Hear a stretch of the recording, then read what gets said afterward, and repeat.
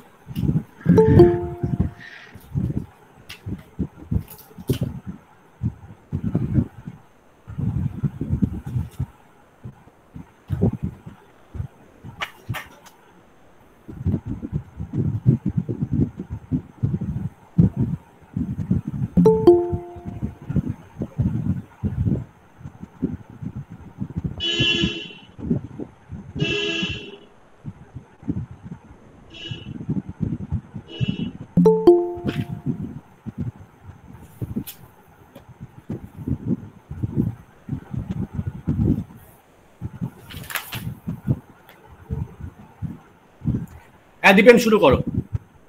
আচ্ছা ঠিক আছে স্যার, আমি তাহলে শুরু করছি। সকলকে 360তম ক্লাসে হোমিও দর্পণ গ্রুপে স্বাগত জানাচ্ছি। আজ 1 এপ্রিল 2022। আজকে আমাদের ক্লাসের আলোচনার বিষয় কানেকটিভ টিস্যু। কানেকটিভ টিস্যু নিয়ে 3 নম্বর পাঠ আলোচনা করবেন আমাদের শ্রদ্ধেয় স্যার ডক্টর অজয় কুমার দাস। তো স্যারকে আমি অনুরোধ করছি আজকের আলোচনা শুরু করার জন্য। নমস্কার, সবাইকে শুভেচ্ছা জানিয়ে আজকের আলোচনা আমি শুরু করব। আজ একটা বিশেষ দিন। আমরা এই 1 এপ্রিলকে এপ্রিল ফুল ডে হিসেবে সবাই বলি, কিন্তু আজকে আমি কাউকে এপ্রিল ফুল করতে আসিনি। আমরা সবাই, আমিও চাইবো যে একটু আমাকে ফুল বানাবেন না। সবার আগে নীলকমল স্যার এবং সদ্য স্যার যারা আছেন, বকুল বর্মন স্যার, কল্যাণ স্যার, সবাইকে আমার শুভেচ্ছা জানিয়ে, যারা উপস্থিত সবাইকে শুভেচ্ছা জানিয়ে আমি আজকে ক্লাস শুরু করছি। ঠিক আছে স্ক্রিন? আচ্ছা হ্যাঁ স্যার ঠিক আছে। যদি কোনো অসুবিধা হয় আমাকে বলবেন, তখন আমি এবার ঠিক করে দেবো। এটা হচ্ছে আমরা কানেকটিভ টিস্যু শুরু করেছি, আজকে 3rd পার্ট আমরা শুরু করেছিলাম, সেইখানটা একটু রিক্যাপ করে নেওয়া, আর কিছুই না। কানেকটিভ টিস্যু, আমরা কানেক্ট কথা মানেই বুঝতে পারছি সে স্ট্রাকচারালি ফাংশনালি অন্য আদার টিস্যুকে সাপোর্ট করে। সেই ব্যাপারটা আমরা এর আগেও দুটো ক্লাসে আমি বলেছি, আবার সেটা বলছি। আমরা জানি আমাদের শরীরের মধ্যে যে এপিডার্মিস থাকে, স্কিন একটা লেয়ার, যদি আমরা এটাকে ধরি, এটাকে এক্সাম্পল হিসেবে ধরি, স্কিন একটা লেয়ার দিয়ে আমি এক্সাম্পল দিয়েছিলাম। স্কিনটাকে আমরা বলি এপিডার্মিস বা এপিথেলিয়াল টিস্যু, এবং তারপরে ডার্মিস, যে ডার্মিসটা হচ্ছে কানেকটিভ টিস্যু। তারপরে যে থাকে হাইপোডার্মিস, সেখানে অ্যাডিপোস মাসেলস কিছু থাকে, এবং তার ভেতরে আছে কি আমাদের ব্লাড সাপ্লাই, নার্ভ সাপ্লাই, বিভিন্ন সাপ্লাইগুলো এখানে আছে, তার নিচে থাকে মাসেল বা বোন। এই যে মাসেল এবং স্কিন এর মধ্যখানে যে লেয়ারটা থাকে ডার্মিস লেয়ার, এই ডার্মিস লেয়ারটা কাজ হচ্ছে স্যার কানেক্ট করা। হ্যালো, স্যার একটু বলছি যে একটু নয়েজ হচ্ছে। হ্যাঁ নয়েজ আসছে,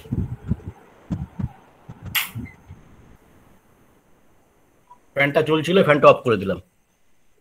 ঠিক আছে, আর নয়েজ নেই তো? না স্যার, এবার ঠিক আছে। হ্যাঁ, তো আমরা জেনে নিয়েছি যে কানেক্ট করছে কাকে, স্কিনের সাথে, সে মাসেলে কানেক্ট করছে, স্কিনের মধ্যে যে ব্লাড সাপ্লাই দিচ্ছে through connective tissue, nerve supply দিচ্ছে কানেকটিভ টিস্যু, মধ্যখান দিয়ে গিয়ে দিচ্ছে। আবার ঠিক সিমিলারলি যে ব্লাড ভেসেল আমাদের আছে, এই ব্লাড ভেসেলে যেমন স্কিনে সাপ্লাই দিচ্ছে, তেমনি স্কিন থেকে ওয়েস্ট প্রোডাক্ট যেগুলো তার নিয়ে মেটাবলিক ফাংশন শেষ হওয়ার পরে যেটা সেগুলোকে নিয়ে আসছে। এই হচ্ছে কানেকটিভ টিস্যু ফাংশনের দিক দিয়ে, স্ট্রাকচারের দিক দিয়ে। এবারে আমরা আসছি কানেকটিভ টিস্যু। আমরা টিস্যু মানেই জানি বিভিন্ন সেল একসঙ্গে মিলে একটা টিস্যু তৈরি হয়। তো কানেকটিভ টিস্যুর মধ্যে কি কি আছে? কানেকটিভ টিস্যুর মধ্যে যে জিনিসগুলো আমরা দেখতে পাই সেইগুলো, কানেকটিভ টিস্যু তৈরি হয় কি দিয়ে? সেল এবং এক্সট্রা সেলুলার ম্যাট্রিক্স। এই এক্সট্রা সেলুলার ম্যাট্রিক্সটা কি? এই যে আমাদের এখানে দেখছি, আমরা জঙ্গলের সঙ্গে কম্পেয়ার করেছিলাম, জঙ্গলে যে কিছু গাছপালা থাকে, গ্রাউন্ড সাবস্টেন্স থাকে, এই যে গ্রাউন্ড সাবস্টেন্স গুলো আছে, এই গ্রাউন্ড সাবস্টেন্সের উপরে কি কিছু গাছ দাঁড়িয়ে আছে, কিছু গাছ থাকে মোটা মোটা স্টেম দেওয়া, কিছু গাছ থাকে শক্ত এবং অনেক পোক্ত, তার কোনো ব্রাঞ্চ থাকে না। আবার কিছু গাছ থাকে সেটা সরু কিন্তু সিঙ্গেল স্টেম। আবার কিছু গাছ থাকে তার অনেকগুলো ডালাপালা থাকে, তাদের অনেকগুলো ব্রাঞ্চেস থাকে। এইরকম বিভিন্ন রকম গাছ নিয়ে আমাদের একটা জঙ্গল তৈরি হয়। জঙ্গল থাকে কোথায়? গ্রাউন্ডের উপরে। এই যে ল্যান্ড বা গ্রাউন্ড, এই গ্রাউন্ড আর এই জঙ্গলের এই গাছপালা, আর তার মধ্যে কি থাকে? কিছু পশু পাখি। আমরা এখানে পশু পাখিগুলোকে মাদরের সঙ্গে তুলনা করেছি। এই যে মাদরগুলো, এইগুলো কি? এইগুলো হচ্ছে সেল। আমাদের এই কানেকটিভ টিস্যুর মধ্যে সেলের পরিমাণ কম থাকে, এক্সট্রা সেলুলার ম্যাট্রিক্স যেগুলো সেগুলো বেশি থাকে। এই এক্সট্রা সেলুলার ম্যাট্রিক্সকে কে তৈরি করে? এই সেল তৈরি করে। এক্সট্রা সেলুলার ম্যাট্রিক্সের মধ্যে কি আছে? যে মোটা মোটা গাছ যেগুলো দেখছি সেগুলো ফাইবার। এই ফাইবার তৈরি করছে কে? সেও কিন্তু এই সেলগুলো তৈরি করছে, এই মাংকিগুলো তৈরি করছে। এই আমাদের মোটা মোটা গাছগুলোকে আমরা বলি কোলাজেন ফাইবার।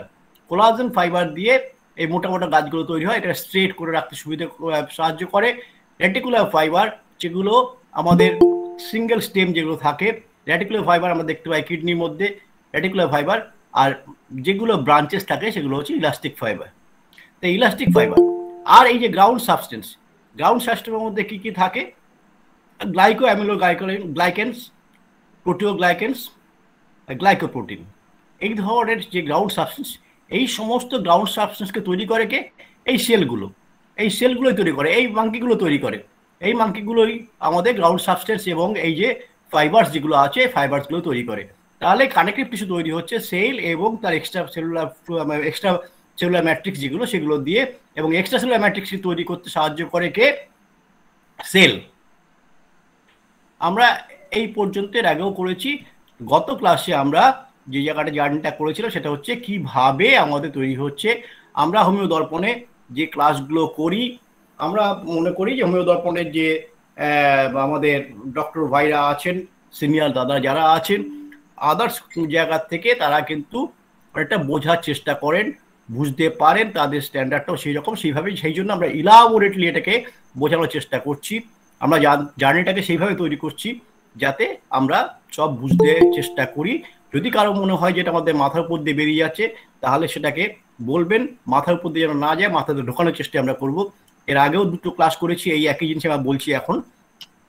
আমরা মানুষের সৃষ্টি কিভাবে হচ্ছে সেখান থেকে আমরা শুরু করেছিলাম, যে একটা ওভাম এবং স্পার্ম দুটো মিলে গিয়ে যখন তৈরি হচ্ছে ফেলোপিয়ান টিউবের মধ্যে, সেখান থেকে জাইগোট তৈরি হচ্ছে, মেল ফিমেল দুটো এসে সেখানে গিয়ে আমাদের একটা জাইগোট তৈরি করতে, সেখান থেকে সেল ডিভিশন হচ্ছে, দুটো সেল হচ্ছে, দুটো সেল থেকে চারটে সেল, চারটে থেকে 16টা সেল। এইভাবে যখন তারপরে স্টেজ আসছে মরুলা, সমস্ত সেলগুলো এক জায়গায় যখন জমে যাচ্ছে। তারপরে আসছে কি? ব্লাস্টোসাইট। এই ব্লাস্টোসাইটে কি হয়? সমস্ত সেলগুলো একদিকে সরে যায়, নিচে ওয়াটার লেভেলটা থেকে যায়। এই ব্লাস্টোসাইটটি হচ্ছে আমাদের মানুষের জীবনের শুরু, একদম এইখান থেকে মানুষের জীবনের শুরু হয়। তার একটা বেবি ফর্মেশন হতে, একটা ফিটাস ফর্মেশন হতে এখান থেকে শুরু হয়। দেখা যায় এই যে ব্লাস্টোসাইট, এই ব্লাস্টোসাইট কি করছে, সেখানে ডিভিশন হয়ে দুটো লেয়ার তৈরি করছে, আমরা এখানে বলি বাইলেমিনার ডিস্ক। এই যে ভিএলডি দুটো ডিস্ক, দুটো লাইন তৈরি করছে, দুটো লাইন এখানে তৈরি করছে, যেটা ফার্টিলাইজেশন হওয়ার সেকেন্ড উইকের মধ্যে, বাই কথাটা যেহেতু আছে বুঝতে পারছি, সেকেন্ড উইকের মধ্যে এটা হচ্ছে। থার্ড উইকে গিয়ে তিনটে লেয়ার তৈরি হয়, এই তিনটে লেয়ারের মধ্যে মধ্যখানে একটা লেয়ার তৈরি হয়।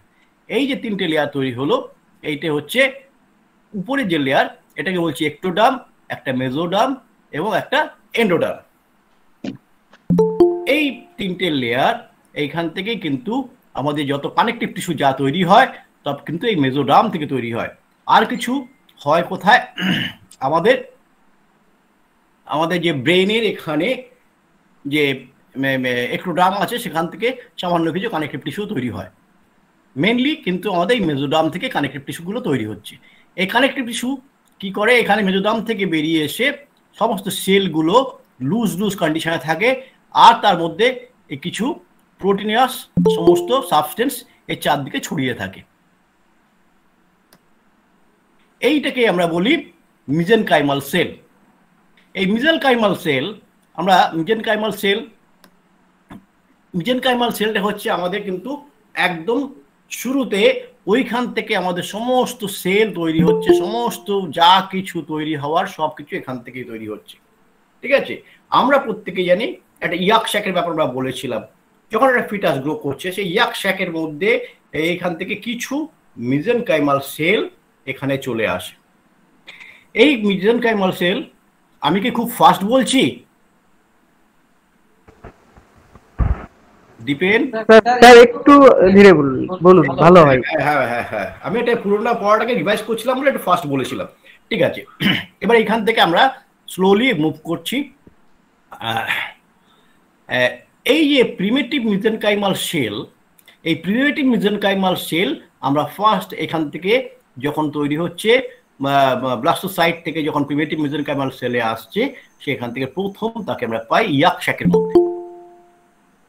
এই প্রিমিটিভ মিজেনকাইমাল সেল ইয়াক শ্যাকের মধ্যে কি করে, সেখান থেকে আমাদের যে ব্লাড ফর্মেশনের যে কাজ, সে কিন্তু এই ইয়াক শ্যাকের মধ্যে প্রথম শুরু করে। হেমাটোপোয়েটিক সেল যেটাকে বলি আমরা, আমাদের যে হেমাটোপোয়েটিক সেল থাকে, হেমাটোপোয়েটিক সেলের মধ্যে কি কি থাকে, আরবিসি, ডাব্লিউবিসি এবং প্ল্যাটিলেটস, এই যে তৈরি করে, যে কোথা থেকে তৈরি করে, হেমাটোপোয়েটিক সেল থেকে। এই হেমাটোপোয়েটিক সেল আমাদের প্রথম ইয়াক শ্যাকে আসছে। ইয়াক শ্যাকে থেকে শুরু করে যখন তার একটা থার্ড টাইমস্টারে যখন চলে যায়, তখন সেখান থেকে তার লিভার ফর্মেশনের মধ্যে হয়ে যায়, এবং লিভার ফর্মেশনে এই ইয়াক শ্যাক থেকে চলে যায় প্রিমিটিভ মিজেনকাইমাল সেল লিভারে এবং স্প্লিনে। আমরা জানি ফিটাস অবস্থায় লিভার অ্যান্ড স্প্লিন থেকেই কিন্তু আমাদের এই ব্লাড ফর্মেশনটা হয়। ঠিক আছে, এই আমাদের ব্লাড ফর্মেশনটা কিন্তু লিভার আর স্প্লিন থেকে হয়। তাহলে কি ফর্মেশন হচ্ছে যখন, তখন যে প্রিমিটিভ মিজেনকাইমাল সেল সে হেমাটোপোয়েটিক সেল তৈরি করছে। আমরা জানি স্টেম সেল থেকে কিন্তু সমস্ত ব্লাড ওখান থেকেই মেইন জিনিস তৈরি হয়, বিভিন্ন সেল ডব্লিউবিসি, আরবিসি, প্ল্যাটলেটস ওখান থেকে হয়। কিন্তু সেলগুলো আমরা এখানে দেখিয়েছিলাম কিভাবে, কিছু সেল আছে, ধরুন এ সেল ডিভিশন হয়ে B cell and C cell হচ্ছে, বি সেল ডিভিশন হয়ে 1, 2, সি সেল ডিভিশন হয়ে 2, 3, 4, কারণ মাইটোসিস পদ্ধতিতে একটা সেল ডিভিশন হয়ে 1:2 সেল তৈরি হয়, সেই ফর্মেশনে তৈরি হয়। এইটিকে আমরা বলি যে এই যে সেলটা তৈরি হচ্ছে, এর মধ্যে যখন একটা সেল ডিভিশন হয়ে, যখন তার যে প্যারেন্ট সেল সে কিন্তু সেখানে আর থাকছে না, ড্যামেজ হয়ে যাচ্ছে। এই জায়গায় এই সেলটাকে আমরা বলি প্রিকারসার সেল, হ্যাঁ, বা প্রোজেনেটিক সেল বা প্রিকারসার সেল। তো এইখান থেকে তো আমরা বুঝতে পারছি এই সেলগুলোই কিন্তু তাহলে আমাদের কোনো ব্লাড ফর্মেশন হয় না, কারণ প্রতি মুহূর্তে প্রতিদিন আমাদের লক্ষ লক্ষ ব্লাড সেল তৈরি হচ্ছে, কিছু কিছু ব্লাড সেল মারাও যাচ্ছে, রোজই সেরকম ভাবে তৈরি হচ্ছে। তাহলে এই যদি আমার মূল সেল স্টেম সেলটা যদি না থাকে তাহলে তো এই সেলগুলো তৈরি হবে না। তাই স্টেম সেল এইখানটায় যেটা দেখতে পাচ্ছি একটা লাল অক্ষরে, যেখানে এর একটা মজার জিনিস হচ্ছে স্টেম সেলের এই যখন বি তৈরি করছে, বি এবং সি তৈরি করছে, দুটো ডিভিশন করছে মাইটোসিসে, বি আবার 1 2, সি আবার 3 4 করছে, ঠিক এই সময়ে কিন্তু এ তার নিজের একটা পপুলেশন বাড়িয়ে দিচ্ছে, সে আরেকটা এ সেল তৈরি করে দিচ্ছে। অর্থাৎ এ নিজে মরে গেলেও এ পাশের সেলটাকে বাঁচিয়ে রাখতে পারছে। এইটাকেই আমরা বলি স্টেম সেল। এই হেমাটোপয়েটিক স্টেম সেলটাই কিন্তু আমাদের সারা যতদিন আমরা বেঁচে থাকি ততদিন পর্যন্ত আমাদের বোন ম্যারোতে থেকে এরা আমাদের ব্লাড সেল তৈরি করতে থাকে। এই লিভার থেকে যখন আমরা লাস্ট টাইম স্টারে আমাদের বোনি ফর্মেশন যখন হয়, তখন এই স্টেম সেলটা হেমাটোপয়েটিক স্টেম সেল যেটাকে বলছি, এ তখন চলে যায় বোনের ভেতরে, সেটাকে আমরা বলি বোন ম্যারো। আমরা জানি বোন ম্যারো থেকেই কিন্তু আমাদের সমস্ত সেল তৈরি হয়। যখন বাইরে আমরা পৃথিবীর আলো দেখি তখন আমাদের বোন ম্যারোতে এই স্টেম সেল থাকে, স্টেম সেল সেখান থেকে। তাহলে আমাদের মূল জায়গাটা কোথায়? বোন ম্যারো, এইটি হচ্ছে মূল জায়গা, কিন্তু তাকে পাঠাচ্ছে কে? এই প্রিমেটিভ মিজেনকাইমাল সেল, সেইখান থেকেই কিন্তু আলটিমেটলি আমাদের বোন ম্যারোতে আসছে। তাহলে এই প্রিমেটিভ মেজেনকাইমাল সেল কিন্তু একটা আমাদের মোস্ট ইম্পর্টেন্ট জিনিস। এই প্রিমেটিভ মেজেনকাইমাল সেল এ দুটো ভাবে আমাদের মধ্যে কাজ করে।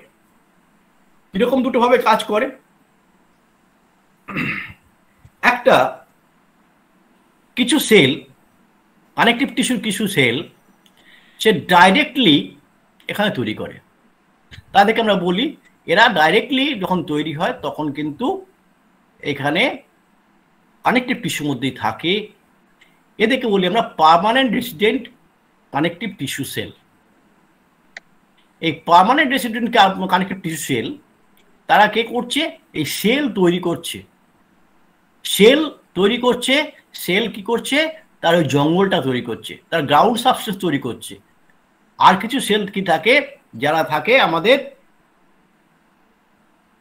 এই বোন ম্যারো হাউস থেকে, এই বোন ম্যারো হাউস থেকে তারা কিন্তু এই বোন ম্যারো হাউস থেকে তারা আসে, এই বোন ম্যারো হাউস থেকে তারা এসে আমাদের কানেকটিভ টিস্যুর মধ্যে আসে।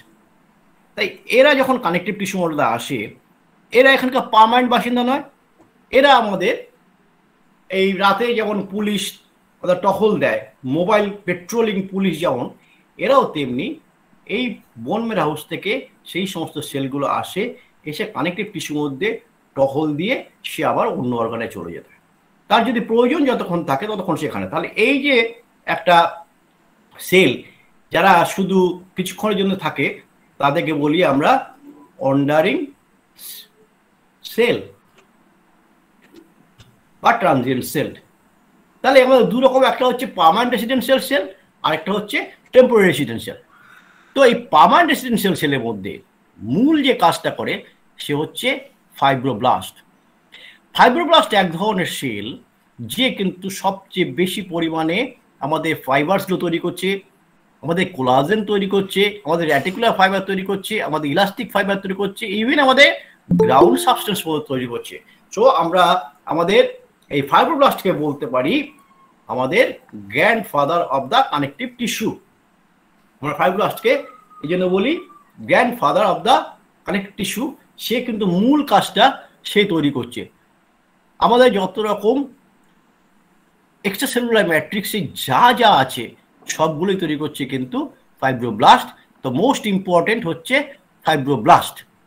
আরেকটা সেল কে থাকে, এই সেলটাকে আমরা দেখছি, এই সেলটার মধ্যে যে আছে এই সেলের চারদিকে আমরা দেখতে পাচ্ছি কিছু রেখা রেখা রেখা রেখা মতো, এই সমস্ত হচ্ছে সব কোলাজেন ফাইবার, সব কোলাজেন ফাইবার। এই কোলাজেন ফাইবারের মধ্যে আর কে থাকে? ক্যালসিয়াম, ডটের ডটের লাল লাল লাল লাল যেগুলো দেখছি ক্যালসিয়াম। তাহলে এই যে মূল সেলটা সে যখন এখানে এসছে, সে কিন্তু আস্তে আস্তে এই মূল সেল তখন এখানে কোলাজেন তৈরি করছে, এবং এই দুদিক থেকে কোলাজেন যখন তাকে পেস্ট করে দিচ্ছে, চারদিক থেকে তাকে কভার আপ করে দিচ্ছে, যখন চারদিক থেকে কভার আপ করে দিচ্ছে তখন সে এখানে মধ্যখানটায় আস্তে আস্তে আস্তে আস্তে ন্যারো হয়ে যাচ্ছে, মধ্যখানটায় সেই সেলটা ড্যামেজ হয়ে যাচ্ছে। কিন্তু বাইরে কোলাজেন, এইটা থেকে আমরা কি বলি, অস্টিওব্লাস্ট, বা এটা আমাদের বোন তৈরি করছে, আমাদের এটা বোন তৈরি করছে।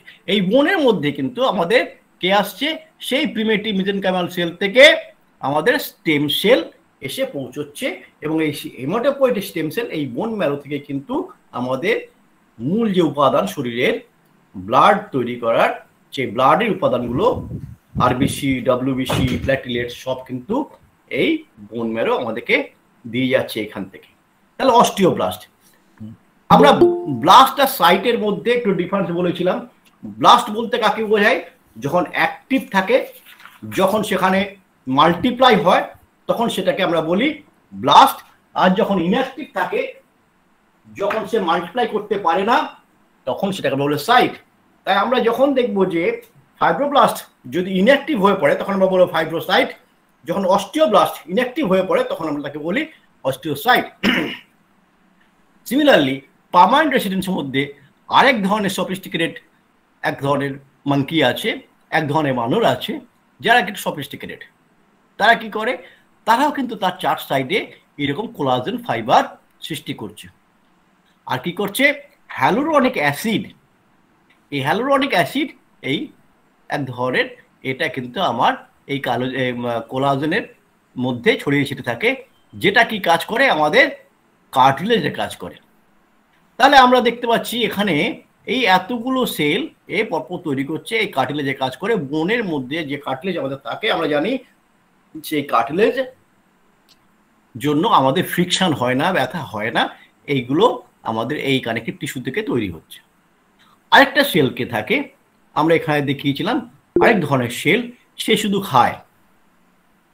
সে শুধু খায়, সে কি করে, এখানে সে অ্যাসিড সিক্রেট করে, ফ্যাটি অ্যাসিড। সে তিনটে ফ্যাটি অ্যাসিড তৈরি করে, আর তার সঙ্গে বাইন্ড করে কে, আর তার সঙ্গে বাইন্ড করে গ্লাইকোসিরোল, যেটা থেকে আমরা বলি ট্রাইগ্লিসারাইড। ট্রাইগ্লিসারাইড আমাদের এই কানেকটিভ টিস্যু থেকেই তাহলে তৈরি হচ্ছে, যে যারা কিনা এই permanent residence of the connective tissue, তার মধ্যে এই সেলটা এইভাবে তার জেনারেট করে যাচ্ছে। আমরা আরো এগিয়েছিলাম, এগুলো সমস্ত গত ক্লাসে আমরা এগুলো করেছি।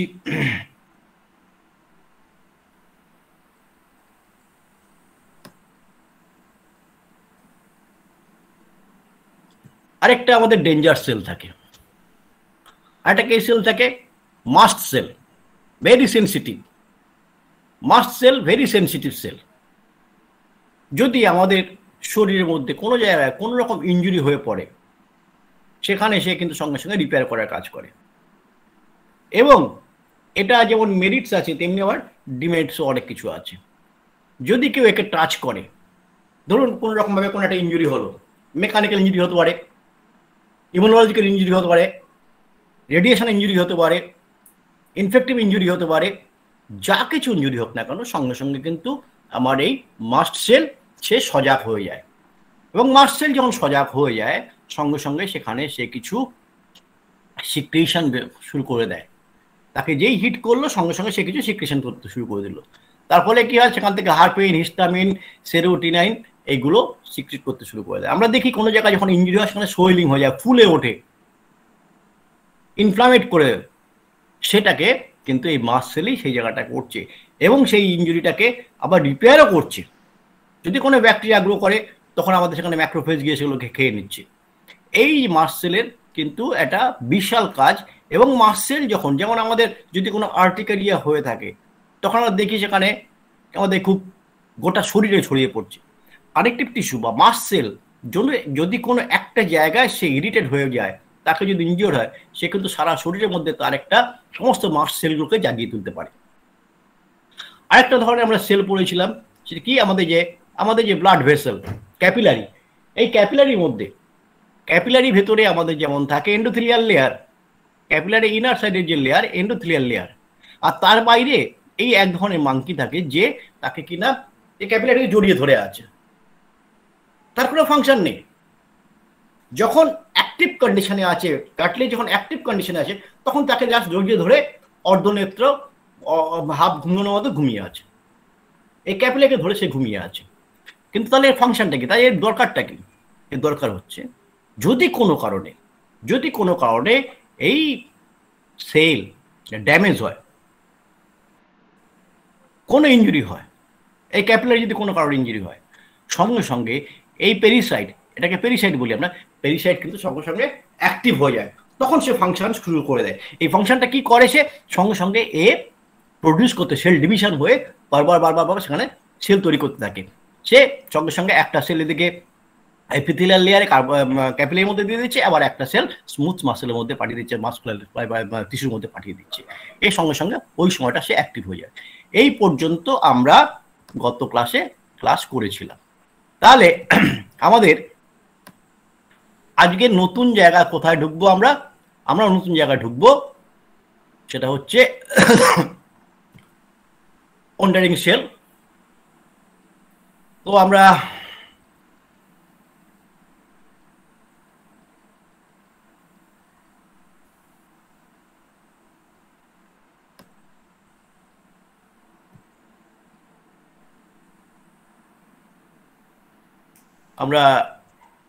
যদি সেইটাই করি, আমরা বোন ম্যারো হাউস, এই বোন ম্যারো হাউস, আমি ছবিটা আবার এখানে আঁকছি।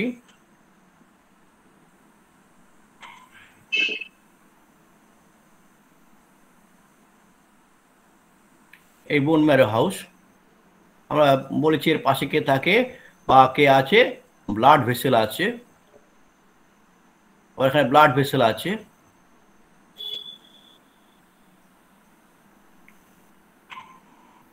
আর মধ্যখানে আমার পার্মানেন্ট রেসিডেন্স যারা আছে, permanent residence of connective tissue cell যেগুলো আছে তারা আছে। তার মধ্যে কে কে আছে? ফাইব্রোব্লাস্ট আছে,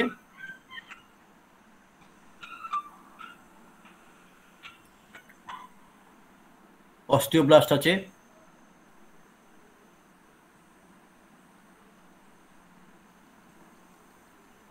আবার এখানে কার্টিলেজের জন্য যে তৈরি করছে, কার্টিলেজ তৈরি করছে, সেখানে সেটাকে আমরা বলি কি?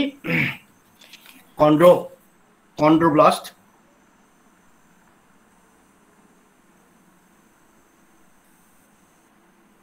আর আমাদের যে সেল আছে সেখানে ট্রাইগ্লিসারাইডের যে সেল আছে। এইবারে এখানে আমাদের কি আছে? এপিথেলিয়াল লেয়ার, এপিথেলিয়াল লেয়ার, আর এদিকে ভেসেল, আর এইটা হচ্ছে কানেকটিভ টিস্যু জায়গা। আমরা এই বোন ম্যারো হাউস থেকে আমাদের যাত্রা শুরু। বোন ম্যারো হাউসের মধ্যে কে আছে? Hematopoietic stem cell. এই হেপাটোপোয়েটিক স্টেম সেল, এইখান থেকেই তো আমাদের আরবিসি, ডব্লিউবিসি, প্ল্যাটলেট সমস্ত বেরোচ্ছে। এই হেপাটোপোয়েটিক স্টেম সেল থেকে আমাদের দু রকম স্টেম সেল বেরোয়। একটা হচ্ছে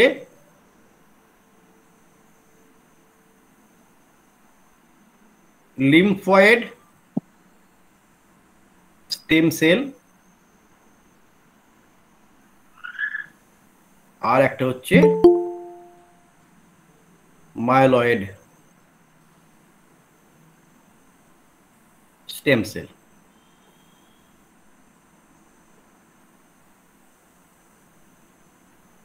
এই দুরকম স্টেম সেল এখান থেকে বেরোয়। এই দুরকম স্টেম সেল আমি আগেই বলেছি, এদের কাজ হচ্ছে কি? এরা এখান থেকে বেরিয়ে এরা কানেকটিভ টিস্যুতে যায়, না হলে এদের সচরাচর বর্তমান থাকে কোথায়? এরা কিন্তু এখান থেকে আমাদের ব্লাড ভেসেলের মধ্যে এরা রান করতে থাকে। এখান থেকে কে বেরোয়? প্রথম এখান থেকে যে আমরা লিম্ফয়েড সেল যেগুলো আছে, লিম্ফয়েড সেল থেকে তিন ধরনের সেল এখান থেকে বেরোয়। কি কি? লিম্ফয়েডের আমরা হোয়াইট ব্লাড সেলের এখান থেকে বেরোয় কি কি? টি সেল বেরোয়, বি সেল বেরোয়, টি লিম্ফয়েড, বি লিম্ফয়েড আর এনকে লিম্ফয়েড। এনকে লিম্ফয়েডটা কি? ন্যাচারাল কিলার লিম্ফয়েড। এরা তখন এখান থেকে বেরিয়ে এদের প্রয়োজন মতো এরা কিন্তু আবার কানেকটিভ টিস্যুতে যায় এবং কানেকটিভ টিস্যুতে টহলদারি কাজ করে তার যার যেখানে প্রয়োজন সেখানে সে যায়, গিয়ে সেখান থেকে সে আবার বেরিয়ে অন্য অর্গানে যেখানে দরকার সেখানে চলে যায়। আর এদিকে কে বেরোয়? আর এইখানে যে মাইলয়েড স্টেম সেল আছে এইখান থেকে বা আমাদের যে মূল যে আমাদের সেল আছে হেমাটোপয়েটিক সেল থেকে, এখান থেকে আমাদের আরবিসি ডব্লিউবিসি যেমন যায়, এই আমরা ডব্লিউবিসি থেকে আমাদের অনেকগুলো সেল এখানে চলতে থাকে। কে কে আসে?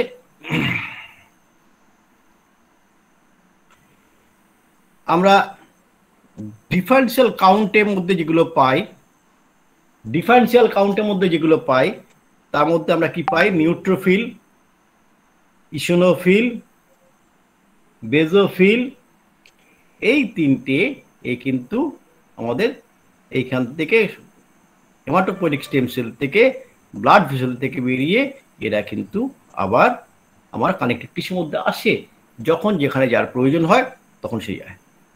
আর কে আসে?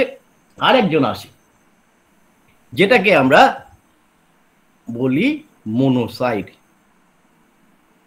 একটা জিনিস আমাদের এখানে আমরা প্রায় সময় উচ্চারণ করি, ম্যাক্রোফেজ কি করে? কোনো ব্যাকটেরিয়াকে সে খেয়ে নেয়, ম্যাক্রোফ্যাগোসাইটোসিস পদ্ধতির মাধ্যমে সে সেটাকে নিজের মধ্যে ঢুকিয়ে সেটাকে কভার করে দেয়। এই জায়গাটায় আমাদের একটা জানার দরকার, মোনোসাইট ক্যাপিলারি ভেতরে ব্লাড ভেসেলের মধ্যে সে কিন্তু সবসময় রান করে।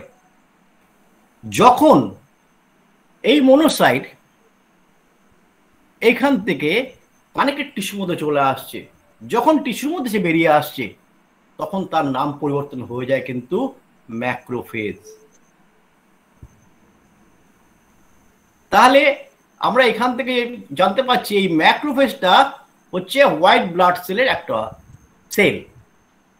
যে হোয়াইট ব্লাড সেলের একটা সেল হচ্ছে ম্যাক্রোফেজ, যেটা মোনোসাইট যখন সে ব্লাডের মধ্যে থাকে তখন তার নাম হচ্ছে মোনোসাইট, যখন সে টিস্যুর মধ্যে চলে আসে তখন সে হয়ে যায় ম্যাক্রোফেজ। যদি কোনো এক্সটার্নাল প্যাথোজেন, কোনো এক্সটার্নাল টক্সিন, কোনো কিছু দ্বারা আমাদের এখানে যদি একটা ইনফেকশন গ্রো করে, তখন এই ম্যাক্রোফেজ গিয়ে সেই ব্যাকটেরিয়াগুলোকে খাওয়ার জন্য সে সেখানে দৌড়ে চলে যায় এবং সেখান থেকে খেয়ে সেটাকে ডিজলভ করে দেয়। তাহলে ম্যাক্রোফেজ বা মোনোসাইটের একটা বিশাল কাজ, সে মোনোসাইট যখন ভেসেলের মধ্যে থাকছে, ক্যাপিলারির মধ্যে থাকছে বা ব্লাড ভেসেলের মধ্যে থাকছে, তখন সে মোনোসাইট যখনই সে প্রয়োজন হচ্ছে সে চলে আসছে আমার কানেক্টিভ টিস্যুর মধ্যে, তখন সেটা হয়ে যাচ্ছে ম্যাক্রোফেজ। আর আমরা জানি এই যে গ্র্যানুলার টিস্যু আর অ্যাগ্রানুলার টিস্যু আমরা তো পড়েছি সেল, এই যে নিউট্রোফিল, ইসোনোফিল, বেজোফিল, এগুলো হচ্ছে কিন্তু গ্র্যানুলার। এগুলো হচ্ছে গ্র্যানুলার। এই গ্র্যানুলার মানে এদের মধ্যে বিভিন্ন রকম গ্র্যানুলার, স্পেসিফিক গ্র্যানুল আছে। আর মোনোসাইট আর লিম্ফোসাইট এগুলোর মধ্যে কোনো স্পেসিফিক গ্র্যানুলস নেই। এই গ্র্যানুলসগুলো কি করে? Just like a bomb, just like a bomb, যে বোমের কাজ করে। সে যেখানে ইনফেকশন, যেখানেই তার তখন সে সেখানে দৌড়ে যায়, সে সেখানে অ্যাটাকিং করে ওই গ্র্যানুলস দিয়ে। তো আমরা এখানে একটা জিনিস দেখতে পাচ্ছি, ম্যাক্রোফেজ। ম্যাক্রো কথাটা যখন আছে তাহলে নিশ্চয়ই রিভার্স কথাটাও আছে। ম্যাক্রো থাকলে তো মাইক্রো থাকবে, তাহলে এখানে মাইক্রোফেজকে, যেখানে ম্যাক্রো বড় বড় ধরনের যদি ব্যাকটেরিয়াটাকে খেতে পারে, তাহলে মাইক্রোফেজ একটা আছে যে কিন্তু ছোট ছোট ছোট ছোট সমস্ত যে ব্যাকটেরিয়াগুলো আছে সেগুলোকে তাড়াতাড়ি রিজলভ করতে পারে। সেই কাজটা করে কে? সেই কাজটা করে আমাদের এই নিউট্রোফিল। এই নিউট্রোফিল কিন্তু একে বলা হয় মাইক্রোফেজ। তাই এদের কাজটা হচ্ছে এইরকমই, যে তারা আমাদের বোন ম্যারো হাউস থেকে বেরিয়ে ভেসেল থেকে কানেক্টিভ টিস্যু এবং তাদের যদি প্রয়োজন হয় সেখানে কাজ কমপ্লিট করে সে সেখান থেকে বেরিয়ে আবার অন্য জায়গায় চলে যাচ্ছে। যদি কাজ না থাকে সে অন্য জায়গায় মুভ করে চলে যাচ্ছে। তো এই সাপ্লাই যখন যাচ্ছে সেল স্কিনের মধ্যে, তখন যদি কোনো রকম বিশেষ কোনো ফাংশন করতে তার প্রয়োজন না হয়, সে কিন্তু তখন আবার মুভ করে চলে যাচ্ছে, তার মেটাবলিক প্রসেস কমপ্লিট করার জন্য যা যা কাজ করা শুরু করছে। এই হচ্ছে আমাদের মোটামুটি কানেক্টিভ টিস্যু জায়গা। আরেকটা জিনিস যে আমরা মাস্ট সেল যেটা বলছিলাম বা ম্যাক্রোফেজ, এগুলো নিয়ে আমি কারণ মাস্ট সেলটা একটা বিশাল ব্যাপার, সেটাকে নিয়ে আমি অত ডিটেলস যেতে চাইছি না। আমি ছোট্ট একটা জিনিস বলছি। একটা জিনিস আমাদের রাখতে হবে মাথায়, যে আমরা কোনো যখন অ্যালার্জেটিক কন্ডিশন হয়, নর্মালি কি হয়, নর্মালি আমরা আমাদের লাংসের মধ্যে ধরো আমরা বাগানে কোথাও ঘুরতে গেছি, কোনো একটা বাগানের পোলেনে থেকে আমাদের অ্যালার্জি এসছে,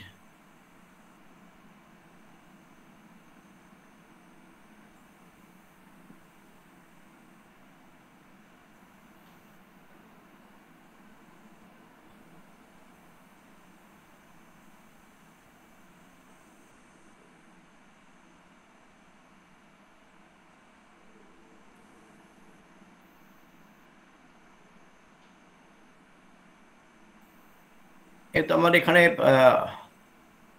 যাচ্ছে সারাক্ষণ আমাদের যেটা কাজ করে, আমাদের নর্মাল হিউম্যান বিংয়ে আমাদের যত রকম বাইরের থেকে ইনফেকশাস কিছু আসে আমাদের এখান দিয়ে ট্রাকিয়া দিয়ে শ্বাসনালী দিয়ে আমাদের ঢুকতে পারে তো বডিতে। কিন্তু এখানে এই যেটা বলছিলাম একটু আগে, যে আমাদের স্পেশাল কিছু সেল, সে কিন্তু তারা এখানে অতন্দ্র প্রহরীর মতো পাহারা দিয়ে যাচ্ছে, যখনই এখান থেকে কোনো সেল আসছে এই ম্যাক্রোফেজগুলো তাদেরকে খেয়ে নিচ্ছে, তাদেরকে ঢুকতে দিচ্ছে না। বাট যদি কোনো কারণে এ ফেলিওর হয়ে যায়, আমার তো এখানে এইভাবে মাসেলগুলো আছে, যদি ফেলিওর হয়ে যায় তাহলে কি হয়, এই পোলেন আমাদের ভেতরে চলে আসে, এই ইনফেকশন আমাদের ভেতরে চলে আসে। যখনই এ আসে, ম্যাক্রোফেজ যখন সেখানে কাজ করতে পারে না, ম্যাক্রোফেজ যদি আমাদের কাজ করার যে পদ্ধতি, ম্যাক্রোফেজের যে কাজ করা, তার মধ্যে যে ভেসিকেলগুলো আছে, সেই ভেসিকেলগুলো যখন ফেল হয়ে যায়, তখন একটা এখান থেকে প্যাথোজেন একটা এসছে, এই প্যাথোজেনটা যখন এসছে, এই ম্যাক্রোফেজ তখন করছে কি, এটাকে কভার আপ করে দিচ্ছে, একে কভার আপ করে একে খাওয়ার চেষ্টা করছে। তখন এই যে ভেসিকেলগুলো এটাকে যদি পুরোপুরি মারতে না পারে, ড্যামেজ করতে না পারে, তখন এখান থেকে সে বেরিয়ে যায়। আমাদের কতগুলো এই ফিজিওলজির ভাষায় রিসেপ্টর বলা হয়, যে রিসেপ্টর সে বাইরে থেকে কাজ করে। এখানে এই যে আমি একটু আগে বললাম লিম্ফয়েড টি সেল তখন এখানে তার সঙ্গে বাইন্ডিং হয়, লিম্ফয়েড টি সেল তখন সেখান থেকে বি সেল হয়। এটা আমি অত ডিটেলসে যাচ্ছি না, কারণ ডিটেলসে গেলে মাথা কিছু ঢুকবে না। বি সেল হয়, এখান থেকে প্ল্যাটলেট সেল হয়, যে প্লাজমা সেল তৈরি হয়। তার কিন্তু এটাকে তখন এরা আস্তে আস্তে এসে এদের কাজ হয় কি, আমাদের যে ব্লাড ভেসেলগুলো আছে এই ব্লাড ভেসেলগুলোকে সে সোয়েল আপ করে দেয়, তাহলে আমার যে এখানটায় আমার যে লাংসের এয়ার স্যাক আছে, এই এয়ার স্যাকের এখানে যদি ব্লাড ভেসেলগুলো যে আছে, এই ব্লাড ভেসেল যদি সোয়েল আপ হয়ে যায়, তাহলে কি হবে, এটা ন্যারো হয়ে যাবে।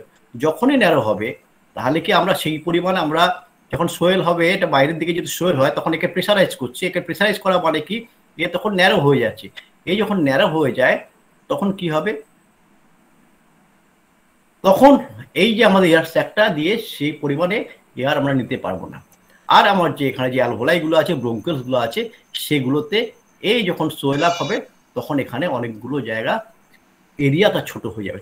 অটোমেটিক্যালি তখন কি হয়, ব্রিদিং প্রবলেম শুরু হয়।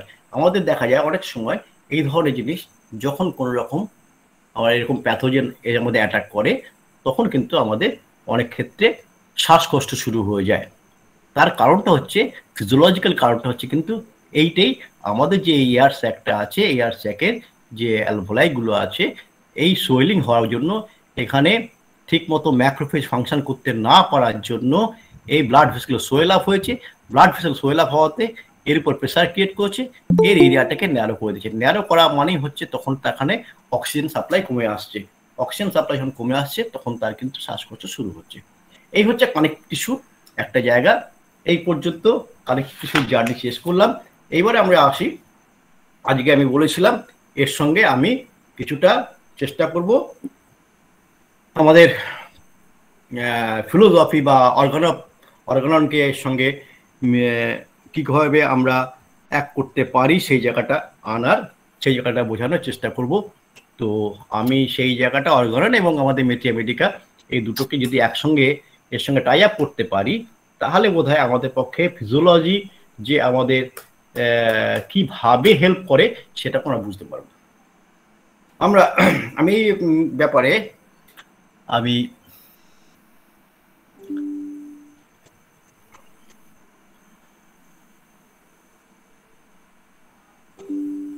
আমি এই সংক্রান্ত ব্যাপারে আমি কয়েকটা জিনিসের হেল্প নিচ্ছি, যেটা হচ্ছে আমাদের যদি আমরা রুডক্সের হোমিওপ্যাথিক ভ্যাডেমেকাম বলে যে বইটা আছে, সেই বইটাতে আমরা যদি দেখি, সেখানে দেখতে পাই যে টিস্যু, কানেক্টিভ টিস্যু বলুন, এপিথেলিয়াল টিস্যু বলুন, আমরা কিন্তু ফিলোসফিতে বলুন, ম্যাথমেটিকা বলুন, বিভিন্ন জায়গায় কিন্তু আমরা এর উল্লেখ আমরা পেয়েছি বিভিন্ন জায়গায়। যেমন যদি কোনো টিউমার্সের সেখানে যদি ম্যালিগন্যান্ট ক্যারেক্টার থাকে, যদি কোনো প্যাথোলজিক্যাল কন্ডিশন ঘটে, সে উনি আজ উল্লেখ করছেন টিউমারের ক্ষেত্রে, টিউমার এক্সিবিটিং ম্যালিগন্যান্ট ক্যারেক্টার আর represented by two great classes, the sarcomas or malignant connective tissue tumor, the carcinomas or malignant epithelial tumor। তাহলে দেখুন এখানে আমরা দুটো ওয়ার্ড এখানে পাচ্ছি, কানেকটিভ টিস্যু, এপিথেলিয়াল টিস্যু বা এপিথেলিয়াল টিউমার।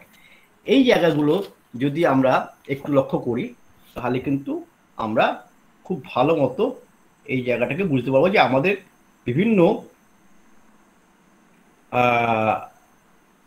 রাইটার আমাদের কিন্তু এইগুলোকে উল্লেখ করে গেছেন। আমরা এটাকে সবসময় দেখি না বলে আমাদের এই জায়গাটা আমরা লস করি। যেমন আমাদের জি এডওয়ার্ড ভন তার 58 নাম্বার অ্যাপ্রিজমে সে কিন্তু একটা কথা বলেছেন যে যখন আমাদের কোনো ফিজিওলজিক্যালি লিভিং অ্যাবনর্মালিটি যদি শুরু হয়, সেখানে কি অবস্থা হয়। To attend a rational therapy one must examine physiologically in the living for abnormalities which present themselves in disease. Physiologically in the living for abnormalities which present themselves in disease. But just here the school found, allopathic school found itself annoyed by the fact that there are in the organism no morbid heterogeneous form at all, but that, for example, as we have just been speaking of cancerous dysplasia, cancer cell at first resembles the recent connective tissue cell. Cancer cell at first resembles the recent connective tissue cell, then the epithelial cell, somewhat later the granular cell, fatty cell, and finally goes over into connective tissue, which crowds out all the cell forms of the cancer at one place. In order to see them make their appearance again at another part of the system, but the cause of disease again were not found, and much less any conclusion touching a therapeutic treatment. এইখানটায় আমাদের philosophy, যেটা allopathy ফিলোসফির মধ্যে, তারা কিন্তু শুধু pathological জায়গাগুলো দেখছে, তারা কিন্তু এর কনক্লুশন আনতে পারছে না। এইখানটায় দেখুন তারা শুধু প্যাথোলজিক্যাল জায়গাটা দেখছে, তারা কিন্তু কোনো কনক্লুশন আসতে পারছে না, যার জন্য তারা বলছে এটা একটা থেরাপিউটিক ট্রিটমেন্ট দেবো, পার্টিকুলার ওই জায়গাটার মধ্যে কেমোথেরাপি দিতে হবে, পার্টিকুলার ওই জায়গাটার মধ্যে রেডিওথেরাপি দিতে হবে। বাট আমরা যখন হোমিওপ্যাথটা যখন ট্রিটমেন্ট করি, তখন অ্যাজ এ হোল আমরা সবসময় বলেছি যে কখনো যদি কোনো এক্সটার্নাল প্যাথোজেন আমাদের অ্যাটাক করে, যদি কখনো আমাদের কোনো এক্সটার্নাল প্যাথোজেন অ্যাটাক করে, তাহলে একটা সেলকে অ্যাটাক করলে আমাদের সমস্ত সেল, যত রকম সেল আছে সব সেল কিন্তু সেটাকে প্রোটেক্ট করার জন্য সকলে কিন্তু অ্যাক্টিভ হয়ে পড়ে। তাহলে অ্যাজ এ হোল আমরা সবসময় চিন্তা করি, আমরা হলিস্টিক অ্যাপ্রোচ দিয়ে চিন্তা করি। আমাদের এই হলিস্টিক অ্যাপ্রোচের মধ্যে কিন্তু মূল গুরুতত্ত্ব লুকিয়ে আছে। এপিথেলিয়াল সেল বলি, কানেক্টিভ টিস্যু বলি, যাই বলি, আমাদের কিন্তু এইখানে আমাদের মায়াজময় তত্ত্ব এখানে সবসময় লেগে আছে। ঠিক তেমনি আমরা যদি দেখি যে মেডিসিনে বা আমাদের হোমিওপ্যাথিক মেট্রিয়া মেডিকায় আমাদের কত রাইটার প্রত্যেকে জেএইচএলএন থেকে শুরু করে তিনি অ্যান্থ্রাসিনামের ক্ষেত্রে লিখেছেন। অ্যান্থ্রাসিনামের ক্ষেত্রে তিনি লিখেছেন যে in the intestine a thinly fluid material slightly colored with blood, the retroperitoneal and mesenteric connective tissues interfiltrate jelly-like and a yellow reddish color, moderate serous and serohemorrhagic effusion, sharp peritoneal segregation, simple hemorrhage, infraction and foci on defined part of the intestine. তো এইখানে আমরা দেখুন পরিষ্কার আমাদের যে অ্যান্থ্রাসিন যখন আমাদের drug proving হয়েছিল তখন সেলগুলো কোন কোন জায়গায় কিভাবে কাজ করেছে, সেগুলো কিভাবে ড্যামেজ করেছে, সেটা কিন্তু আমাদের এখানে পরিষ্কারভাবে উনি বলে দিয়েছেন। আচ্ছা, আমরা যদি দেখি অন্য কারোর লেখা, আমরা যদি গ্রাদ বোরিকের লেখা যদি দেখি তাতেও দেখতে পাবো হাইড্রাসিসে বলেছে, আইডিয়ামে বলেছে কানেকটিভ টিস্যু যখন গয়টার হয় সেখানে কানেকটিভ টিস্যু এফেক্ট করে। যেখানে আপনার ইয়েতে লেপ্রোসি, লুপাস হয়, সেখানে কিন্তু আমাদের এপিথেলিয়াল সেলের উপরে কাজ করে। কানেকটিভ এপিথেলিয়াল সেল থেকে কানেকটিভ টিস্যুর মধ্যে চলে যায়, ফার্স্ট লেয়ার থেকে সেকেন্ড লেয়ার। যখন ক্যান্সার যখন হয় তখন আমরা একটা ওয়ার্ডস দেখি, একটা আঁচিল হয়েছে, তার প্রথম কোথায় হয়? একটা এপিথেলিয়াল লেয়ারের উপরে সে একটা টিস্যু গ্রো করছে, সেই এপিথেলিয়াল লেয়ারটা কোনো কাজ করতে হয়, সে তারপর চলে যাচ্ছে সাব এন্ডোথেলিয়াল লেয়ারে, সাব এন্ডোথেলিয়াল লেয়ার থেকে চলে যাচ্ছে কানেকটিভ টিস্যুতে। যখন এইভাবে সে স্প্রেড করে এবং সে যদি সেখানে গ্র্যান্ডুলার লেয়ারে চলে যায়, তাহলে সেখান থেকে ভবিষ্যৎ পরবর্তী ক্ষেত্রে হয়তো আমরা ক্যান্সারের দিকে চলে যেতে পারি। কিন্তু যখন টিস্যুটা গ্রো করছে তখন দেখা যাচ্ছে ফার্স্ট কিন্তু এপিথেলিয়াল লেয়ারে হচ্ছে। তাহলে আমাদের মেডিসিনের সাথে আমরা এগুলোকে আমরা একসঙ্গে আমরা যদি মার্চ করে নিই, আমরা ধরতে পারবো যে কানেক্টিভ টিস্যু বলি বা এপিথেলিয়াল টিস্যু বলি বা মাসকুলার টিস্যু বলি, নার্ভাস টিস্যু বলি, সব কিছুই কিন্তু আমাদের ফিলোসফি, ম্যাথমেটিকা, ফিজিওলজি সব কিন্তু কোরিলেটেড। যেটা হচ্ছে ডিফারেন্সটা কোথায়, তারা অন্য আদার দেন হোমিওপ্যাথিক স্কুল অফ মেডিসিন, তারা কিন্তু পার্টিকুলার একটা অর্গান, পার্টিকুলার একটা জিনিস চিন্তা করে। তাদের মধ্যে এইটা নেই যে আমার একটা সেল যদি, যেমন আমরা বললাম যে একটা মাস্ট সেল যদি ইরিটেট হয়ে যায় তাহলে সমস্ত সেল তাকে ইরিটেট করে দেয়, তেমনি যদি কোনো একটা সেলকে আমাদের অ্যাটাক করে তখন কিন্তু সমস্ত সেলগুলো তার প্রতিরোধ করার চেষ্টা করে। শরীরকে সেটা করে সেখান থেকে বেশিরভাগ ক্ষেত্রেই জিতে যায়। যদি সে পরাস্ত হয় তখন সাইকোটিক জায়গা, সেকেন্ড লেয়ার, যেটা আমি একটু আগে বললাম এন্ডোথেলিয়াল লেয়ার। যদি আমরা বলি, আমরা যদি দেখাই, ধরুন আমি একটু আগে যেটা দেখাচ্ছিলাম যে দুটো লেয়ার, বাইলেয়ারে একটা লোয়ার লেয়ার, তার উপর একটা আবার লেয়ার, আর মধ্যখানে যখন ট্রাই লেয়ার হচ্ছে তখন ট্রাই লেয়ারে তিনটে লেয়ার। এই তিনটে লেয়ার যখন হচ্ছে তখন এই যদি আমরা ঘুরিয়ে দিই, এভাবে ঘুরিয়ে দিই, তাহলে দেখুন তিনটে লেয়ার আমরা পাচ্ছি, একটা ইন্টারনাল লেয়ার, একটা এক্সটার্নাল লেয়ার, একটা মিডিয়াল লেয়ার। তাহলে এক্সটার্নাল লেয়ার থেকে যখন আমাদের হবে সে এফেক্ট করে, তাহলে এক্সটার্নাল লেয়ারে যখনই কোনো সেলকে ড্যামেজ অ্যাটাক করবে সঙ্গে সঙ্গে রিলেটেড তার ইন্টারনাল লেয়ারে যে সমস্ত সেলগুলো আছে সেগুলো কিন্তু সমানভাবে তাকে প্রতিরোধ করার চেষ্টা করবে। তাই অ্যাজ এ হোল শুধু একটা সেলকে আমরা ট্রিটমেন্ট করব না, একটা অ্যাজ এ ম্যানকে ট্রিটমেন্ট করবো, কারণ সমস্ত সেল দিয়ে একটা মানুষ। এই জায়গায় এই পর্যন্ত আমি বললাম। এই পরে যদি কারো কিছু বলার থাকে, আমরা কিন্তু প্রচুর মেডিসিন আছে, আমরা যদি মেডিকেল দেখি প্রচুর মেডিসিন আমরা পাবো, যে মেডিসিনের মধ্যে আমাদের এই সমস্ত সেলগুলোর কথা উল্লেখ করা আছে, কানেকটিভ টিস্যু, এপিথেল টিস্যু, সমস্ত কিছু উল্লেখ করা আছে বিভিন্ন মেডিসিনে, বিভিন্ন রাইটার, সমস্ত রাইটারের মধ্যে আমরা পাই। আমরা যদি যেমন বোরিক দেখলাম, ব্যাকউডে দেখতে পাচ্ছি, কেলিমিউর, অরামিউর ন্যাট্রাম, প্লাম্বা মেটালিকাম, এখানে দেখাচ্ছে যে তার সমস্ত কানেকটিভ টিস্যু কিভাবে কোথায় কীরকমভাবে ড্যামেজ করছে, কিভাবে কাজ করছে। ক্যাটারাল ইনফেকশন যখন হচ্ছে সেখানেও কানেকটিভ টিস্যু কাজ করছে। যখন আপনার অরামিউর ন্যাট্রামের ক্ষেত্রে সেখানেও কানেকটিভ টিস্যুকে ড্যামেজ করছে। যদি অরামিউর ন্যাট্রাম আমরা যদি দেখি যে ইউটেরাইন ফাইব্রয়েড হয়েছে, সেখানেও তো কানেকটিভ টিস্যু আছে।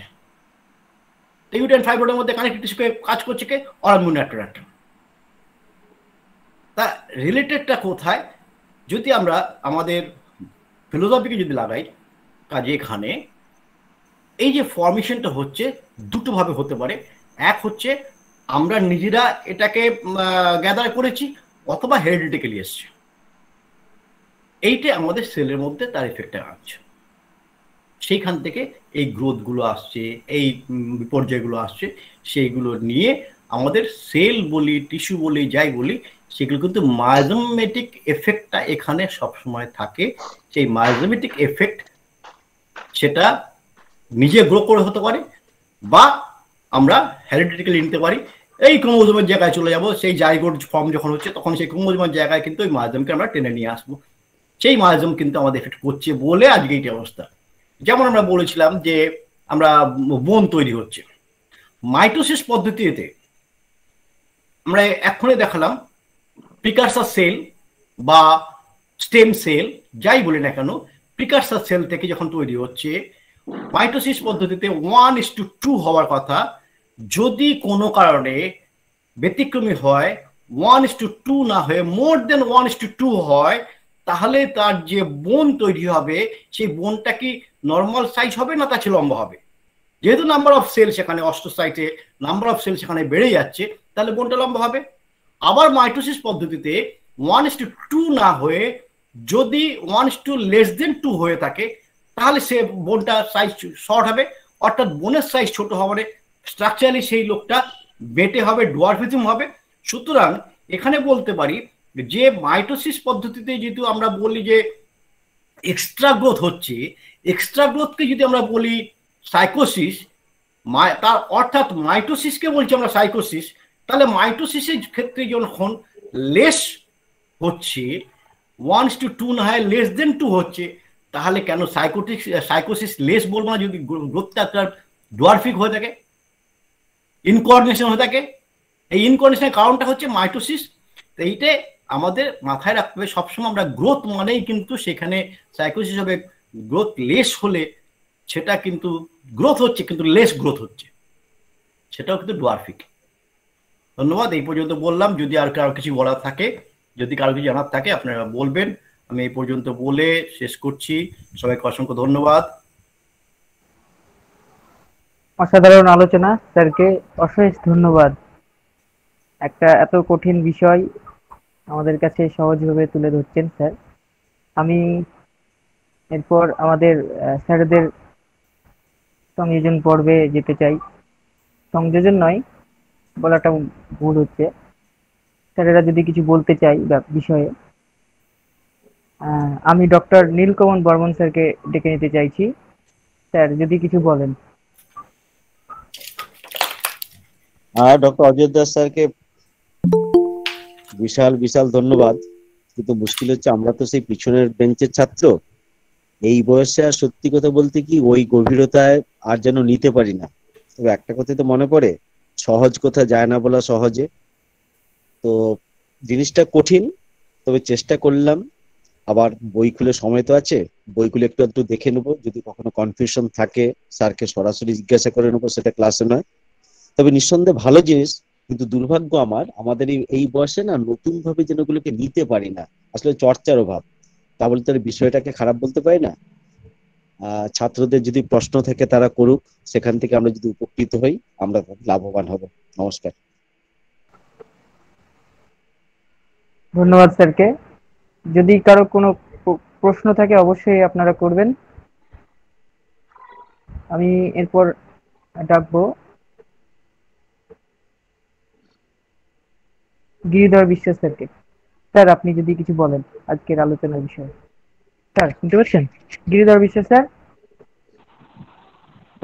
হ্যাঁ দীপেন, মানে খুব সত্যি কথা যে এর উপরে কোনো সংযোজন করার মতো আমার ক্যাপাসিটি নেই। মানে শুনছি, ভালো লাগছে, কিছু কিছু বুঝছি, কিছু কিছু মনে পড়ছে। এই পর্যন্ত অজয় দাস স্যারকে ধন্যবাদ আমাদের চেতনায় আবার একটু নাড়া দেওয়ার জন্যে। ভালো লাগলো, ভালো থাকবেন, নমস্কার।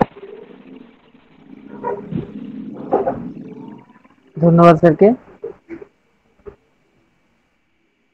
আচ্ছা, আমি এরপর যাব,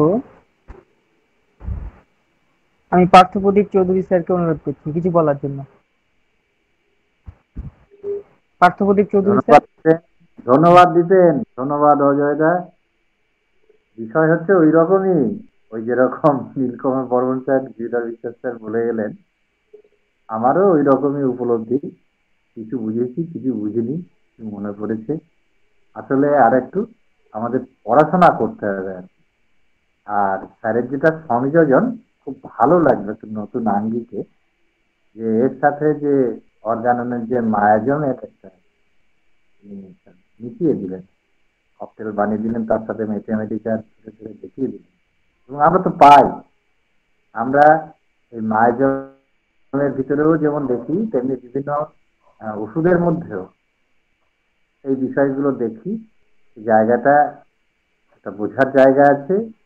এবং আমরা যে ফিজিওলজি থেকে, তার প্যাথোলজি থেকে কেমন করে ওষুধে বা মায়াজমে ঢুকবো, এই রাস্তাটাও অজয়দা খানিকটা উল্লেখ করেছেন। ধন্যবাদ। মানে ওই গিরিধর বিশ্বাস স্যারের মতনই বলি আর কি, এই ঠিকটা নেই।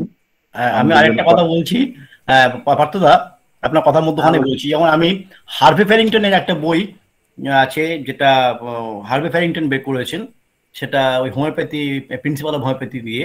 তাতে কিন্তু থুজার যে কম্পারিজন করেছেন, ওখানে কিন্তু পরিষ্কার উনি উল্লেখ করেছেন কি সুন্দরভাবে, যে থুজা কানেক্ট টিস্যুর উপর কাজ করে, আর সাইলেশিয়া এপিথেলিয়াল টিস্যুর উপর কাজ করে, সুন্দরভাবে উল্লেখ করেছেন। তা আমরা কিন্তু এই জায়গাগুলো, আমরা শুধু সিমটম যখন দেখি, তখন যদি একটু ডিপলি ভাবি, তখন কিন্তু এটা পরিষ্কার হয়ে যায় আমাদের কাছে যে ফিজিওলজিটা এখানে আমাদের কোথায় অ্যাপ্লিকেবল হচ্ছে। একদম একদম। এবং এই জায়গাটা তখন আর একটু বেশি বোধগম্য। হ্যাঁ, যে আমরা বিভিন্ন পেশেন্টের ক্ষেত্রে ওই যে জায়গাগুলো দেখছি, ঠিকই আপনি খুব পারফেক্টলি বলেছেন এবং বইয়ের রেফারেন্সটাও দিয়ে দিলেন। আসলে এই বইগুলো আবার আমার কালেকশন নেই। যাই হোক, একটু একটু করে বুঝিয়ে টুজিয়ে দেবেন, আমরা সবাই উপকৃত হবো তাতে। ধন্যবাদ স্যার, এটুকু বলে রাখি। ধন্যবাদ স্যারকে। আমি এরপর যাব ডক্টর সৈকত চক্রবর্তী স্যার, যদি কিছু বলেন। সৈকত চক্রবর্তী স্যার। আমি আজকে অনেক পরে ঢুকেছি, সেই জন্য আজকে সেরকম ভাবে বলার মতো কিছু নেই। তবে ভাল লাগছে অনেকদিন পর। ফিজিওলজি তো বহুদিন পড়া হয় না, বিশেষ করে এই বিভিন্ন ধরনের সেল টিস্যু গুলো। প্রথমে যেমন এপিথেলিয়াল আছে, কানেকটিং টিস্যু, এপিথেলিয়াল টিস্যুটা আবার ভাগ আছে, পেভমেন্ট বা স্কোয়ামাস এপিথেলিয়াল, কলামনার এপিথেলিয়াল। হ্যাঁ, এপিথেলিয়াল টিস্যু আমরা ক্লাস করেছি এর আগে। আমরা এপিথেলিয়াল টিস্যু ভাগ করে করে ক্লাস সবকটা আমার সবকটাতে আমি অ্যাটেন্ড থাকতে পারিনি, ওই চেম্বার থেকে আস্তে আস্তে আমার দেরি হয়ে যায়। তো সিলিয়ারি এপিথেলিয়ালের কাজ, সিলিয়ারি মুভমেন্টে এসবের উপর আছে। তারপর হচ্ছে কম্পাউন্ড এপিথেলিয়াল হচ্ছে, হ্যাঁ হ্যাঁ হ্যাঁ, কম্পাউন্ড এপিথেলিয়াল।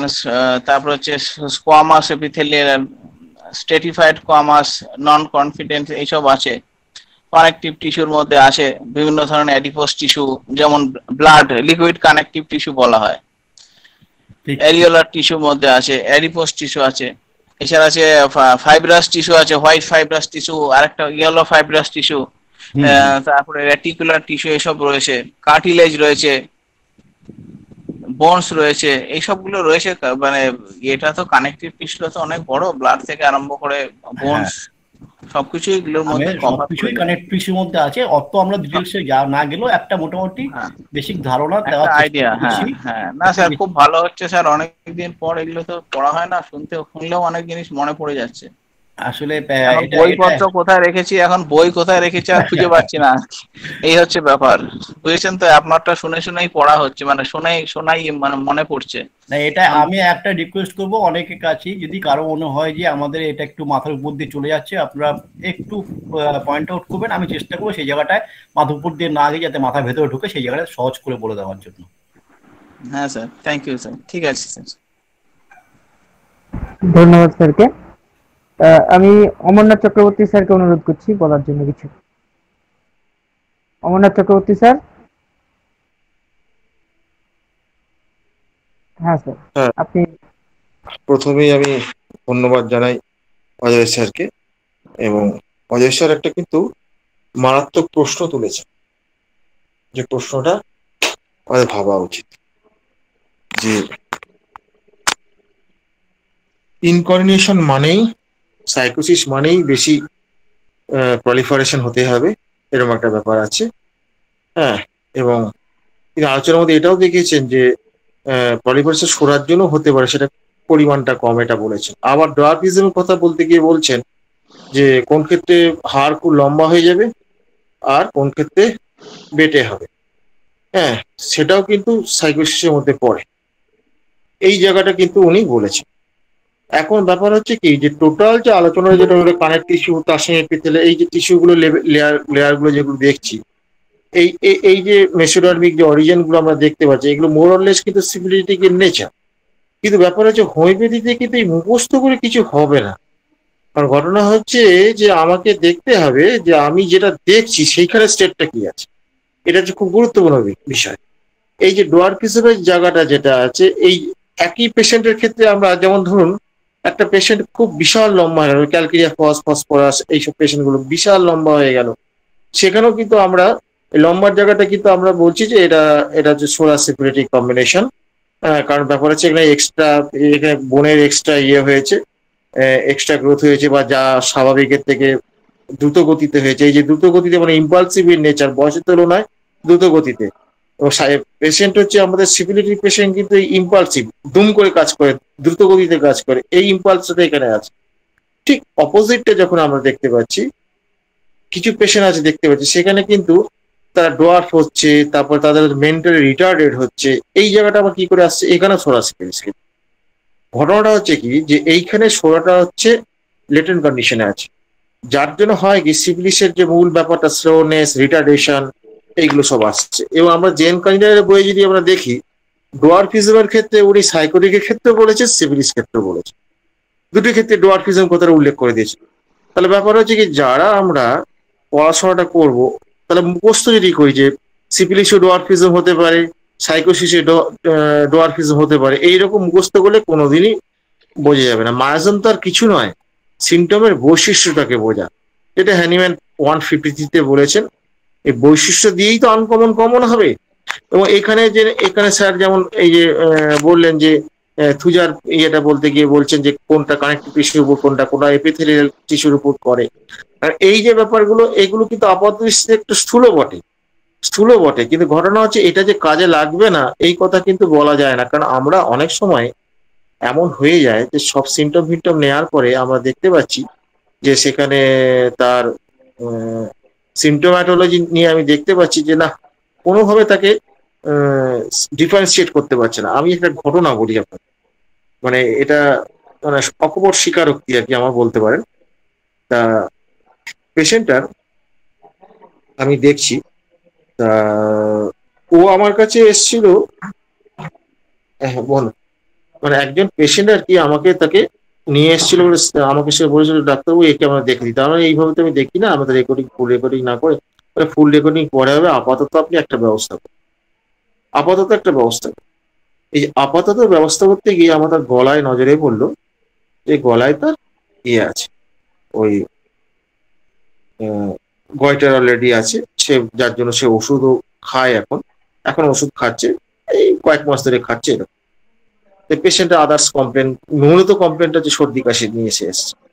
এবার আমি কি করলাম, আমি তো সবসময় ওই একটা দুটো লোকাল সিমটমও যদি থাকে সেটাকে ধরে নিয়ে সার্বিকভাবে অ্যাপ্রোচ করি আমি। করার পরে এবার কি হলো, আমি এসে দাঁড়িয়ে গেলাম সাইলেসিয়া আর লাইকোপোডিয়া। আমি ওখান থেকে নড়তে পারছি না। ওখান থেকে যদি নড়তে যাই তাহলে আমাকে ফুল রেকর্ডিং করতে হবে। ফুল রেকর্ডিং এ আমার সময় নেই, আর ওই মুহূর্তে তাকে আমি ওইভাবে দেওয়াও আমার সম্ভব না। এটা জাস্ট একটা পরীক্ষামূলক। উনি পরে আমাকে বললেন যে আপনার সম্পর্কে এনার একটা বাজে মন্তব্য করেছিলেন হাজবেন্ড, তাই আমি ওনাকে নিয়ে এসেছিলাম, আপনি একটা কিছু করুন। তা আমি তাকে কি করলাম, যেহেতু তার এই যে গয়টারের জায়গাটা যেটা দেখলাম, এই যে তার এখানে একটা মিনারেলের একটা অসুবিধা আছে, মিনারেল কিংডমের অসুবিধা আছে, এবং গয়টারের এই যে ইয়ে এই গ্র্যান্ডুলার স্ট্রাকচার যেটা, এইগুলো সব দেখে আমি তাকে বুঝতে পারলাম যে এখানে সিফিলিটিক ব্যাপারটা কিন্তু মোর অর লেস বেশি গিয়ে, এবং লাইকোপোডিয়ামের থেকে সিফিলিটির ইয়েটা সাইলেসিয়াতে বেশি। এইটা দেখে আমি তাকে কি করলাম, সাইলেসিয়া তাকে 01 আমি কিন্তু এই একটি দানা দিলাম। এই দানা দেওয়ার পেছনে একটা কারণ কি, আই এম নট কনফার্ম। এই ধরনের প্রেসক্রিপশন সাধারণত আমি করি না, করতে চাইও না, কিন্তু খেলায় পেলে অনেক সময় অনেক কিছু তো করতে হয়। তা যিনি নিয়েছিলেন তিনি ক্লাবের সেক্রেটারি, তার এগেনস্টে গেলে আমার পক্ষে মুশকিল আছে, মানে বাস্তব জায়গাগুলো কতগুলো আছে তো। তা এবার হচ্ছে কি, সেই পেশেন্টটা এমন ইমপ্রুভ হয়েছে ওই ওই ইয়েতে, আমি নিজেই তাজ্জব হয়ে গেছি। তা গতকাল তিনি এসেছিলেন, তার আগে তার মেয়েকে দেখিয়েছে, তার মেয়ের ওই সর্দির ধাত ছিল, হাঁচি ছিল, এবং তার ইত্যাদি স্নেজিং, মারাত্মক স্নেজিং, আর্টিকেরিয়া। তার মেয়ে একদম স্বচ্ছন্দে তাকে বিয়ে দেওয়া গেল, বিয়েতে তার কোনো অসুবিধা হয়নি। আর দুদিন ছাড়া ছাড়া নাক দিয়ে জল গড়াতেছে, বিয়েটা কি করে দেবে সেটা ভেবে পাচ্ছে না। এবং আমি ওই অ্যাকুট কন্ডিশনে তাকে কার্সিনোসিন দিয়েছি তার মেয়েটাকে। তার ফলে এইখানে যে ব্যাপারটা কি হচ্ছে, কালকে যখন এসেছিল, কালকে তখন বললাম অনেকদিন, ও তো ইয়ে ছেড়ে দিয়েছে অলরেডি, ওই মানে ওই গয়টারের জন্য যে ওষুধ খাচ্ছিল নিজ বলে আমি সব দিক থেকে ভালো আছি, আমার কোনো ক্লান্তি নেই, শরীরে খুব এনার্জি, অমুক তমুক। আমি তাকে বলেছিলাম আস্তে আস্তে ছাড়তে। সে 1 মাস পর্যন্ত সে কিন্তু ইয়ে করে, তারপর হঠাৎ করে ছেড়ে দিয়ে, সেটা আমাকে বলেওনি। আর আপনি বলেননি কেন আমাকে, এরকম করলেন হঠাৎ করে যে কিছু, বলিনি ভয়, আপনি বারবার বলেছেন যে এটা আমাকে জিজ্ঞেস করে ছাড়বেন, আস্তে আস্তে ছাড়বেন। তা পেশেন্ট যখন ভেতর থেকে বেটার ইমপ্রুভ করে, তখন কিন্তু আমরা কিন্তু এরকম পেশেন্ট কিছু কিছু করে, পেশেন্টও তাহলে একটা উপযুক্ত শিক্ষা আমাকে দিয়ে গেল।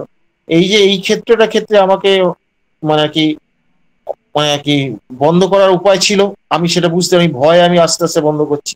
এই যে ভয় পাওয়াটা, ভয় পেয়ে বন্ধ করা, আর জিনিসটাকে বুঝে কম করা, বুঝে বন্ধ করা, এই দুটোর মধ্যে পার্থক্য। তাহলে বোঝা যাচ্ছে এখানেও কিন্তু আমার নলেজের ঘাটতি আছে, বা আমার পর্যবেক্ষণের ঘাটতি আছে। তো এই যে পর্যবেক্ষণগুলো আমরা করছি, এই পর্যবেক্ষণগুলো যদি আমরা একটু কনসাসলি যদি করি, তাহলে কিন্তু আমাদের ওষুধ দিতে খুব সুবিধা হবে। এবং আজকে যে আলোচনাটা করছে, এই যে ব্লাডের যেটা কানেকটিভ টিস্যু বলছে, এখানে ওই যে ব্লাডের ক্যান্সার গুলো বেশিরভাগই সিপিলিটিক ইন নেচার, বেশি ইয়ে থাকে না। সার্কোমা যেটা আছে ওটা একদম স্ট্রিক্টলি সিপিলিটিক ডমিনেন্ট, যার জন্য বেশি দিন লাস্টিং করে না। এই যে ছোট্ট ছোট্ট জায়গাগুলো, এইগুলো কিন্তু আমাদের কিন্তু এই ফিজিওলজি কিন্তু খুব সাহায্য করবে। আর ফিজিওলজি থেকে আরেকটা সাহায্য করবে, একটা ভাইটালিটিও তো বোঝা যায় ফিজিওলজি থেকে। ফিজিওলজি থেকে তো ভাইটালিটিও তো আমরা বুঝতে পারি। তার ফলে ব্যাপার হচ্ছে কোনোটাই ফেলে দেওয়ার ব্যাপার নয়, নলেজ সবসময় আমাদের সাহায্য করবে। এবং আমি এটা অজয় স্যারের সঙ্গে একমত যে শুধুমাত্র পলিপারেশন, দেখুন ইয়ের ক্ষেত্রে, দেখুন আঁচিলের ক্ষেত্রেই ধরুন, আঁচিল বা এই টাইপের ইয়ে ক্ষেত্রে, যেখানে ধরুন ওই জয়েন্টে যেসব আঁচিল টাচিল গুলো হয়, মানে ওই যেখানে আর কি ওই জাংশন গুলোতে হয়, সেই আঁচিল গুলো কিন্তু মোরালেস সিপিলিটিক ইন নেচার। আমি এর আগে ক্লাসে আলোচনা করতে করতে এই জায়গাগুলো বলি না, পাছে গন্ডগোল হয়ে যাবে। এবং শরীর নেচারেও কিন্তু ইয়ে হয়, শরীর নেচারেও কিন্তু সেখানেও কিন্তু ওই আঁচিল হতে পারে, সেটা সাইজটা খুব ছোট হয় এবং সেটা যে কোনো প্লেন জায়গায় হতে পারে, শরীর প্লেন জায়গায়, এটা মনে রাখবে। এবার ঠোঁটের কোণে হলো, নাকের কোণে হলো, এগুলো কিন্তু সিপিলিটিক ইন নেচারের এটা প্রবণতাকে দেখাচ্ছে, শো করছে। কিন্তু এগুলো খুব বোঝার বিষয়। পার্টিকুলার রেক্টাল এলাকায় যেগুলো হয়, সেই রেক্টাল এলাকায় যেগুলো হয়, রেক্টাল এবং জেনিটাল এলাকা যেটা, এইগুলো কিন্তু সাইকোটিক ইন নেচার। তাহলে বোঝা যাচ্ছে যে শুধুমাত্র ওই ইয়ে না, পার্টিকুলার পার্টেরও একটা কিন্তু গুরুত্ব আছে। আমরা কিন্তু কেন্টের ওই ইয়ে পড়ে দেখছি, পার্টিকুলার পার্টের সিমটমের খুব গুরুত্ব কম, এরকম একটা কেন্ট এই ধরনের ইয়ে করেছেন, জেনারেল সিমটমের গুরুত্ব বেশি, এটা নিয়ে কোনো সন্দেহ নেই। কিন্তু তা বলে কি পার্টিকুলার জায়গা কি কোনো গুরুত্ব নেই, প্যাথোলজি কি গুরুত্ব নেই? আপনি যখন ইয়ে করছেন, ওই ধরুন আপনার জয়ের মধ্যে একটা ইয়ে হয়েছে, আলসার হয়েছে, জয়ে নেক্রোসিস হয়েছে, তো নেক্রোসিস হলে ওই পার্টিকুলার যে হাড়ে যে নেক্রোসিস হচ্ছে, পার্টিকুলার ড্রাগ আছে। এরকম কতগুলো জায়গা আছে যে প্যাথোলজিকে আমরা অস্বীকার করতে পারবো না, ফিজিওলজিকে অস্বীকার করতে পারবো না। হ্যাঁ, তার ফলে আমাদের বুঝতে হবে যে কোন পেশেন্টের ক্ষেত্রে কোনটাকে আমরা মানে কোনটার মাথায় পা রেখে আমরা এগোতে পারবো। অন্যভাবে নেবেন না, যেহেতু পা রেখে কথাটা বলছি, অন্যভাবে নেবেন না। সোজা কথা, কার উপরে ভিত্তি করে ওই পেশেন্টটাকে ট্রিট করবো। এখানে অজয় স্যার কিন্তু বারবার বলছেন যে আমরা দুটোর মধ্যে পার্থক্য আছে, ওদের সঙ্গে আমাদেরকে আমরা সার্বিকভাবে দেবো। সার্বিকভাবে দেখার পক্ষে তিনি মাস সেলের কথা বলছেন। এই যে মাস সেলের যেটা করছে, এই মাস সেলটা কি যে একটা হলে সব সেন্সিটিভ হয়ে যাবে। পোলেনের ক্ষেত্রে বলছেন কি কেন ওখানে শ্বাসকষ্ট হচ্ছে। তা এইটা যে সোরাসিবিলিটি কম্বিনেশন, আমি প্রথম থেকেই জানি অ্যালার্জি গুলো মোরাললেস সোরাসিবিলিটি কম্বিনেশন, প্রথম থেকেই জানি। কেন আমি জানি, কিভাবে জানি? কারণ এখানে ব্যাপার হচ্ছে এই যে এক্সট্রা অর্ডিনারি হাইপার সেন্সিটিভনেস তো সোরার বৈশিষ্ট্য অবশ্যই, কিন্তু যখন সেই বৈশিষ্ট্য যখন মানুষকে চূড়ান্তভাবে অসুস্থ করে ফেলছে, এই যে এক্সট্রিম জায়গাটা মানে টুকুস করে হয়ে গেল, টুকুস করে মানে নিমেষের মধ্যে অ্যাটাক হয়ে গেল, এই যে নিমেষের মধ্যে ডিজিজ ইম্পালসিভ, এইটা কোথা থেকে আসছে? সোরার ওখানে ইয়ে না থাকে, তার সোরা ওখানে সিপিলিস নিশ্চয়ই মিশে আছে, নাহলে যাবে না। তারপরে এই জায়গাগুলো যখন আমরা ভাবি তখন আমরা বুঝতে পারি যে কেন শ্বাসকষ্ট হয়, কেন তার এই যে অ্যালার্জিক লেভেল গুলো এরকম হচ্ছে, সেখানে ইয়েটা সিস্টেমটা কি। হ্যাঁ, এবার আমরা কি দেখতে পাই, অ্যালার্জি লেভেলে যদি আমরা দেখতে পাই, অ্যালার্জি লেভেলে যদি আমরা দেখতে পাই যে না সোরা সিপিলিস কম্বিনেশন, তো বুঝতে পারলাম। এইবার যদি সে বলে যে না আমার গরমে বৃদ্ধি, তাহলে সিপিলিসকে এস্টাবলিশ করে গেল। আর যদি বলে সে ঠান্ডায় সিপিলিসও ঠান্ডায় আরামও হতে পারে। হ্যাঁ, কিন্তু ওটা সাইকোসিসের ক্ষেত্রে বেশি। তারপরে এরকম মুখস্থ করলে হবে না, ওই স্টেজটাকে দেখতে হবে, বুঝতে হবে। এইটা যদি আমরা বুঝতে পারি তাহলে কিন্তু আমাদের খুব সুবিধা হবে। এবং আমি সত্যি কথা বলছি কি, আমি স্যার যেগুলো আলোচনা করেছেন আমি একটু মন্তব্য করেছি। আমাদের তো তোমরা একদম সৈকতের মতোই কথা বলছো, সৈকতরা জুনিয়র হয়ে যে এরকম বলে, তাহলে আমরা তো সেই বুড়ো হয়ে গেছি, বুড়ো হাবড়া হয়ে গেছে, যেটা আমাদের পক্ষে তো মনে করা আরো বেশি কঠিন। বরঞ্চ স্যার আপনি যখন বলছেন, যখন আমার পুরনো কথা সব মনে পড়ছে, কারণ আমাদের তো যিনি পড়াতেন তিনি Presidency head of the department ছিলেন।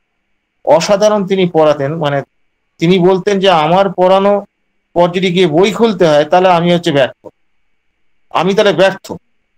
এই কথাটা উনি বলতেন। এই ব্যর্থ কথাটা মানে শিক্ষক ব্যর্থ বলছেন, এই কথাটা কিন্তু একমাত্র জাপানেই বলা হয়, জাপানেই বলা হয়। আমাদের দেশে কিন্তু ছাত্রকে দোষ দেওয়া হয়। তার ফলে ব্যাপার হচ্ছে যে আমাদের মধু ঘোষাল পড়াতেন, হ্যাঁ, তার কথাটা মনে পড়ে গেল। এই আপনার যে পড়ানো সেটা যেটা দেখছেন, আপনি বারবার মাঝে মাঝে না বেশি আমি ওর মধ্যে ঢুকবো না, আপনি ঢুকবেন স্যার। আমরা বুঝি আর না বুঝি তাতে কিচ্ছু যায় আসে না। আমরা বুঝবো না সেটা হচ্ছে আমাদের দায়, কিন্তু আপনি আপনার কাজটা করুন। এবং একজন দুজনে যদি ঠিক বোঝে সেটাই আপনার পুরস্কার। আর বাকিরা বুঝুক আর না বুঝুক, অন্ততপক্ষে তাদের মাথার মধ্যে একটা নাড়া দিয়ে দিলে পরে সে আজকে সে হয়তো কিছু করলো না, 6 মাস পরে 1 বছর পরে কিন্তু বইটা খুলবে, যখন তার ভেতর থেকে তাগিদ আসবে যে না অজয় স্যার আমাদের এই কথাটা বলে গেছে। ফলে ছাত্ররা যখন আপনাকে শ্রদ্ধা মানে শুধু ওই নমস্কার প্রণাম এগুলো শ্রদ্ধা না, যখন আপনার এই শিক্ষাটাকে তারা প্রয়োগ করার জন্য উঠে পড়ে লাগবে, যখন তারা পড়াশোনাটা করবে, এই যে আপনি বলছেন এগুলো কি আমাদের মনে একটা ইয়ে হচ্ছে না, ভেতরে একটা জ্বালা ধরছে না, এই সব জায়গাগুলো ঠিক বুঝতে পারছি না।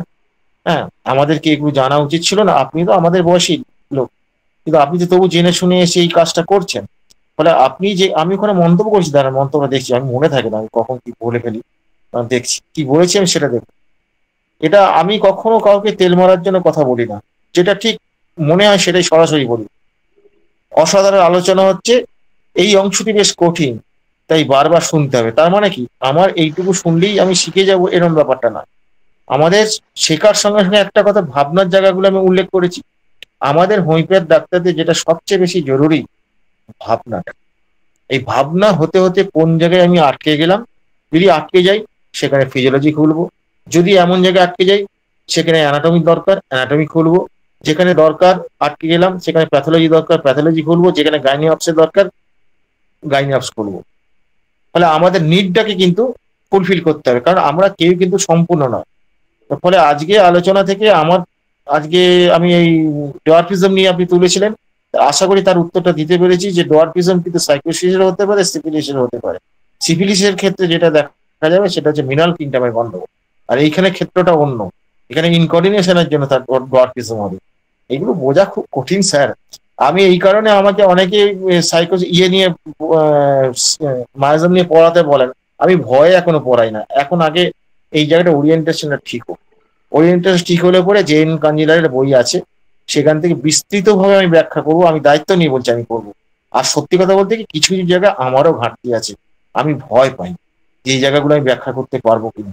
তার ফলে ব্যাপার হচ্ছে এই আপনাদের ক্লাসগুলো, আপনার ক্লাস, নীলকমল স্যারের ক্লাস বা আমাদের জাহাঙ্গীর বা হামিমের এই যে আমাদের অ্যালার্ট সাবজেক্টের ক্লাসগুলো যারা নিচ্ছেন, এই ক্লাসগুলো শুনে শুনে আমিও একটু নিজেকে ঝালাই করে নিচ্ছি আর কি। তাহলে আমি যখন বুঝবো যে না আমি ঠিক সব জায়গাটা ভালো ব্যাখ্যা করতে পারবো, তাহলে আমি সেই জায়গাটা কিন্তু আমি তুলে ধরবো। এবং আমি তখন স্যার আপনাদের কাছে অনুরোধ করছি আপনারা পাশে থাকবেন, কারণ যখন আমি এই আলোচনাগুলো করবো তখন আপনার ক্লাসগুলোতে থাকবেন, এই জন্যই থাকবেন যে যদি ওই জায়গায় আমি ওই লেভেলে, মানে ধরুন আমি ফিজিওলজিক্যাল লেভেলে যদি কোনো ভুল বলে ফেলি, তাহলে আপনি সংশোধন করবেন। এতে কিন্তু আমার অপমান হবে না, এতে হোমিওপ্যাথির সম্মানই বাড়বে এবং আমরা শিখবো।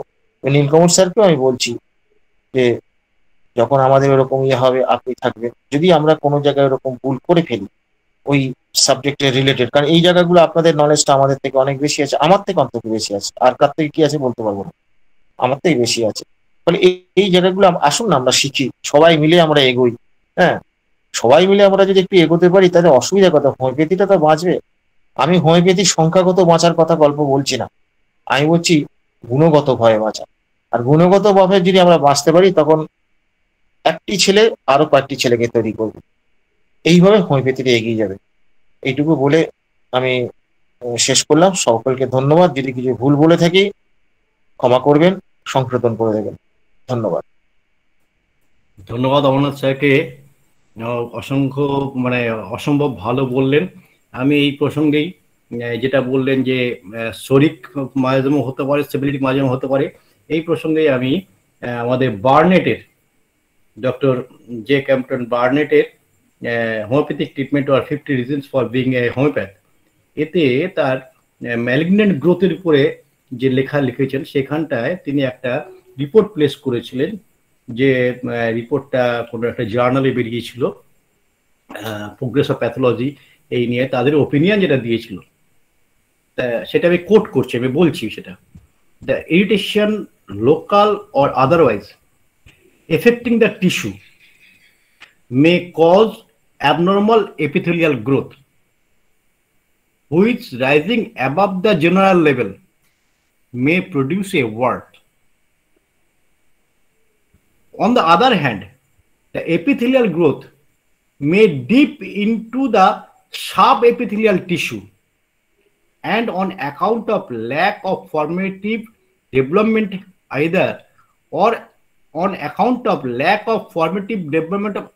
from decline of vigor or general constitutional debility, the new tissue never develops functionally debility. The new tissue never develops functionally, runs riot and originate tissue of low vitality carcinomata. The condition favorable to the development of carcinomata, debility, etc. are absent in the young. Hence, the young we have warts in the old cancers.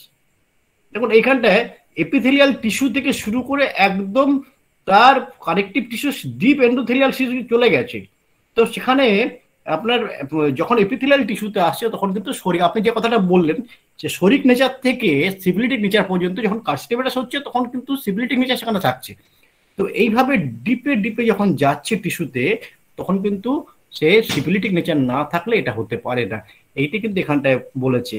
তেমনি আমাদের যদি আমরা Stewart ক্লোজের যা genius of homeopathy, তিনি একটা general ইন্টারপ্রিটেশনে এক জায়গায় উল্লেখ করেছেন, the constant and unchangeable, sorry একটু আগের লাইন থেকে বলছি, regards must always be had for difference which exist between that which is constant and unchangeable in the life of the organism, that which is changeable.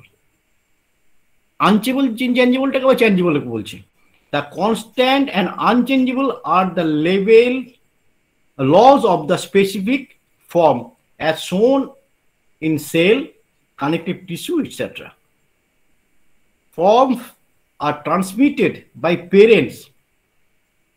এই এইখানটা দেখুন আমাদের এই syphilitic বা যাই যে মাইজেমটি যে কন্ডিশন সেটা এখানটা বলছে forms are transmitted by parents. আমি যে কথাটা একটু আগে বলছিলাম যে আমাদের মাইজেমটা আমরা নিজেরা যেমন নিতে পারি তেমনি কিন্তু আমাদের হেরিডিটিক্যালি আমরা পেতে পারি। The changeable are the chemical and physical properties of this constitution of the organism, which are derived from the external world and the functioning of the organism itself. The pathological form elements must be like the physiological. The pathological form elements must be like the physiological, since the organism can form nothing within itself against its own unchangeable law. তো দেখুন আমাদের এইখানে আমরা কিন্তু এগুলোকে না আসলে মাথায় রাখতে পারি না, তো এত হিউজ আমাদের হোমিওপ্যাথিক বইয়ের মধ্যে আমাদের উল্লেখ করে দিয়ে গেছেন। আজকে হয়তো আমি এটা পড়াবো বলে আমি বিভিন্ন এই ফিজিওলজি বলছি, আমি ফিলোসফির বইগুলোকে খুঁজে খুঁজে বের করে এর সঙ্গে রিলেট করার জন্য খুঁজেছি। এটা ন্যাচারালি এগুলো তো সবাই আমরা প্র্যাকটিস লাইফে গিয়ে এগুলোকে নিয়ে অত ঘাটাঘাটি করি না, আমরা ম্যাথমেটিকা আর ওই আমাদের যেটুকু আছে মাঝে মধ্যেই পড়ে থাকি। আমরা এই যে আমাদের সব স্টলওয়ার্ডস লিখে দিয়ে গেছেন সেগুলোর দিকে গিয়ে তাকাই তাহলে কিন্তু আমাদের মধ্যে অনেক পরিবর্তন আসতে পারে। এবং আমার মনে হয় আমাদের এখনই কিন্তু শেখার বয়স এসছে, এতদিন পর্যন্ত শিখিনি আমরা কিছু। ধন্যবাদ স্যার, এই কথাটা থেকে মনে পড়লো আপনাকে আমি জাস্ট একটু আলোচনা করছি। স্যার নীলকুমার স্যার, আমি চলে যাবেন না স্যার, এখানে আপনার মতামত লাগতে পারে। সেটা হচ্ছে কি, এই যে আমরা বলি ক্যান্সারের ক্ষেত্রে আমরা কার্সিনোজেনিক নেচার বলি, এই কথাটা বলি, তো এই কথাটা আমরা বলি কার্সিনোজেন নেচারের মধ্যে অনেক কিছু কি আমরা বলি, যেমন অ্যালার্জেনের ক্ষেত্রে যেমন আমরা বলছি পোলেন এইসব ডাস্ট প্লাস হাবি জাবি বলছি, কিন্তু কার্সিনোজেনের ক্ষেত্রে ওর সঙ্গে খুব বেসিক জায়গাটা কিন্তু পার্থক্য নেই। এগুলো সব সেন্সিটাইজিং ফ্যাক্টর, এগুলো সবই সেন্সিটাইজিং ফ্যাক্টর। এখন ব্যাপারটা হচ্ছে যে প্রশ্নটা হচ্ছে যে স্মোকিং বলা হচ্ছে যেটা ক্যান্সার তৈরি করতে পারে, কার্সিনোজেন আছে সেখানে পাওয়া গেল। এখন ব্যাপারটা হচ্ছে কি, তারা সব স্মোকারে ক্যান্সার কেন হয় এই কথাটা ওরা বলতে পারে না, কারণ ওরা ইন্ডিভিজুয়ালাইজেশন ওদের মধ্যে নেই, সেই জন্য বলতে পারে না। তাহলে দেখা যাচ্ছে কি বিভিন্ন ধরনের ইয়েগুলো যেগুলো মানে ফুড প্রিজার্ভার যেগুলো আছে, ফুড প্রিজার্ভার ইভেন এই কোকোকলা যেগুলো আছে, কালারিং ইয়েগুলো যেগুলো আছে, এগুলো কিন্তু তারপরে এই যে আমাদের কিছুদিন আগে খুব খাওয়া হতো আজিনামোটো, ওই চাউমিনের মধ্যে ইয়ের মধ্যে বা আলুর দমে দিয়ে দিল, চেটে পুটে খাচ্ছে সব কচুরি দিয়ে, এইসব তো করা হতো। তো বা আমাদের মাগি না ম্যাগি কি যাই হোক উচ্চারণ যাই হোক, ওটার মধ্যে তো সীসাও আছে এবং আজিনামোটো আছে। ওটা ঠেকায় পড়ে স্বীকার করেছিল যে আমরা পরিমিত মাত্রায় ঠেকায় পড়ে স্বীকার করেছিল। তা এই যে জিনিসগুলো, এই যে বিভিন্ন ধরনের এই যে মেটেরিয়ালস গুলো আছে, এই মেটেরিয়ালস গুলো কিন্তু শরীরে যখন ঢুকছে, এখানে শরীর কিন্তু ঝাড়াই বাছাই করছে। হ্যাঁ, এই যে ঝাড়াই বাছাই যেটা করছে, এখানে এই যে কোনটা গ্রহণ করছে কোনটা গ্রহণ করছে না, এখানে কিন্তু সেই ইন্ডিভিজুয়ালাইজেশনের ব্যাপার, এখানেও সেই মাসেলের মতো যে গল্পটা বলে সার্বিকতার ব্যাপার, এই সার্বিকতাকে কিন্তু কোনোভাবেই এখান থেকে ইয়ে করছে। যখন আমি কিডনি যখন পড়াচ্ছেন সেখানেও তো সিলেকশন রিজেকশন হচ্ছে, সেইভাবে তো ইউনিট তৈরি হচ্ছে, এমনি তো হয় না, প্রতিটি জায়গায় ঘটনাটা আছে। ফলে এই যখন ক্যান্সারের ক্ষেত্রে যখন আমরা দেখছি যে এই কার্সিনোজেনিক নেচার যেগুলো আছে, সেই জায়গাগুলো কিন্তু আমরা শরীরের নেচার, কারণ ওইটা প্রথম স্টার্টিংটা তো ওইখান থেকে হবে। এবার স্টার্টিং হওয়ার পর এইবার তারপরে তার সঙ্গে কে বেন্ডিং করবে, কোন মায়াজম করে, তারপরে সেখান থেকে শুরু হবে। ধরুন গাঁটটা খোঁচালো একটু সেফটি পিন দিয়ে, আর তার ইয়ে হয়ে গেল, তার ক্যান্সার ওইখান থেকে ডেভেলপ করলো, তাহলে আমি বলবো টিটেনাস কেন হলো না? এ তো ব্যাখ্যা নেই কেন হলো না। তবে ব্যাপার হচ্ছে কি যে এইখানে ভেতরে ইন্টারনাল ফ্যাক্টরটা যদি না তৈরি থাকে, বাইরে থেকে আমরা কিন্তু কিছুই হবে না, আদৌ কিচ্ছু হবে না। এই জায়গাগুলো আমাদের ভাববার সময় এসছে। 2 নম্বর হচ্ছে কি যে আমরা যে কেসগুলো আমরা দেখছি, যেটা আমাদের চিন্তা ভাবনার মধ্যে, যেমন সিগারেট ক্যান্সার তৈরি করে এই কথা বলা হয়, সিগারেট খেলে কাশি হয়। আমি তো এমন পেশেন্টের পেয়েছি সিগারেট খেলে কাশি কমে যায়, সিগারেট খেলে কাশি কমে যায়, এরকম পেশেন্ট পেয়েছি আমার জীবনে।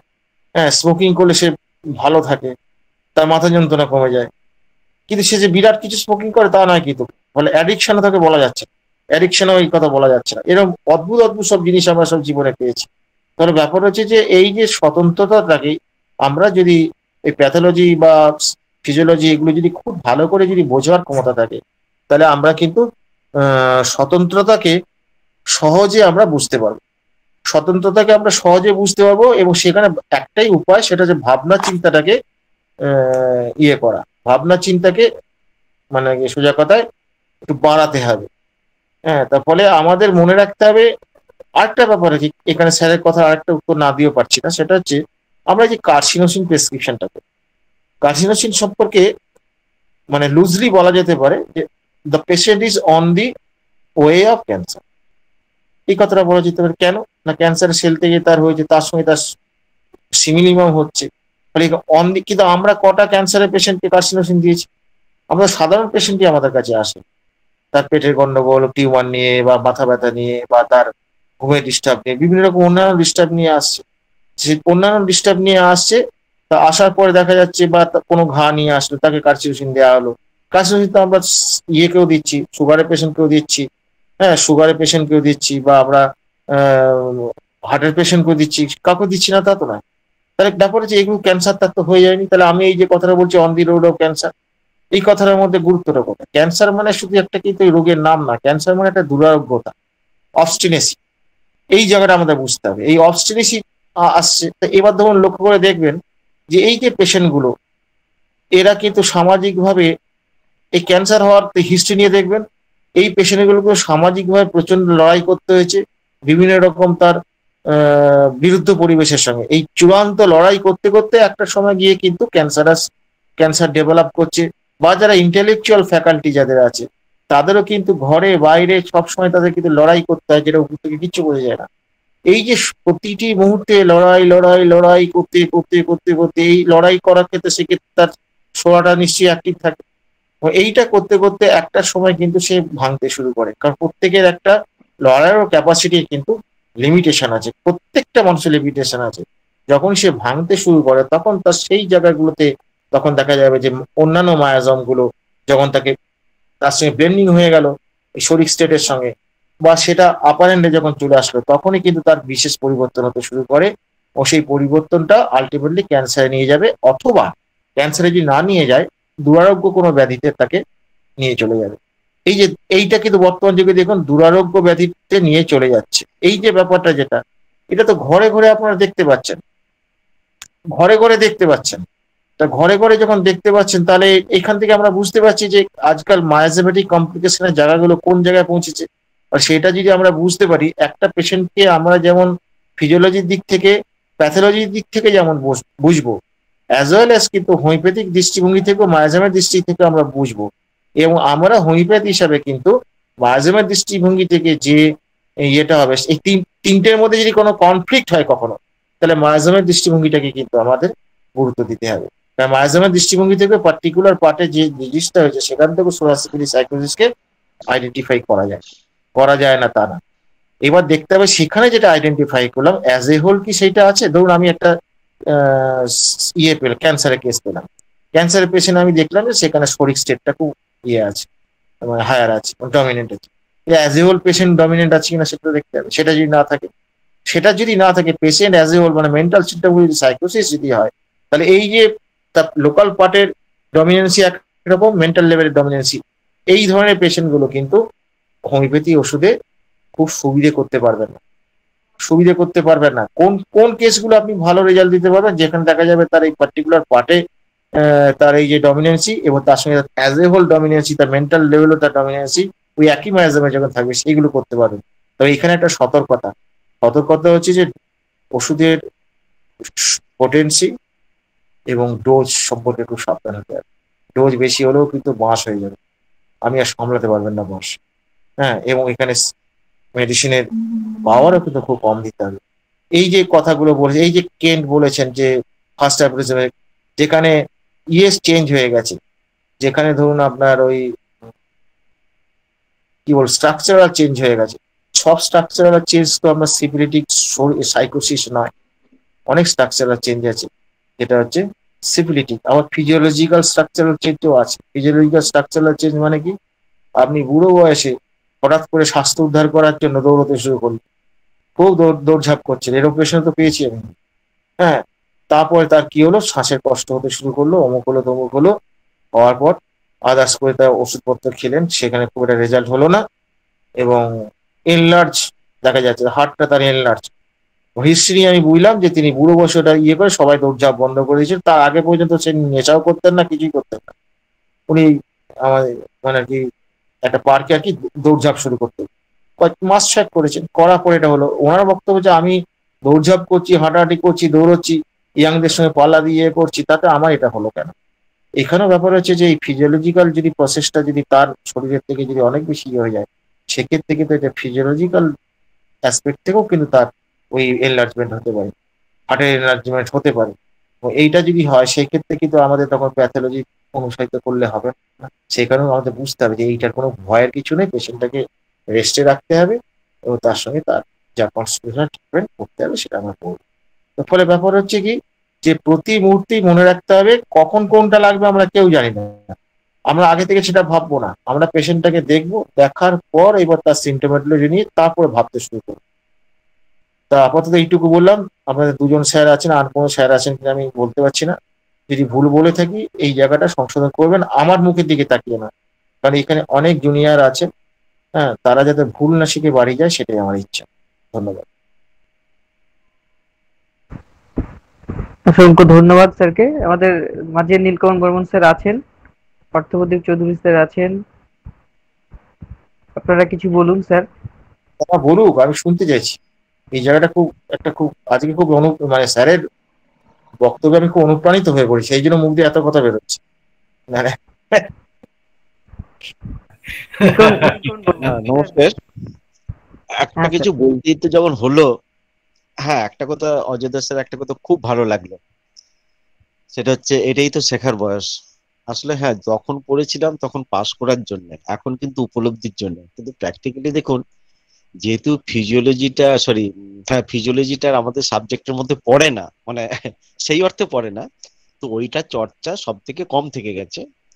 তো সত্যি এখন উপলব্ধির জায়গাগুলো আলাদা, বা এখন নতুন ভাবে বুঝি, যে বুঝিটা হয়তো কংক্রিট, শুধু তাই নয়, তারপরে হয়তো কিছু প্রশ্ন থেকে যায়, যে প্রশ্নের উত্তরগুলো নিজেদেরকে খুঁজে বের করতে হবে।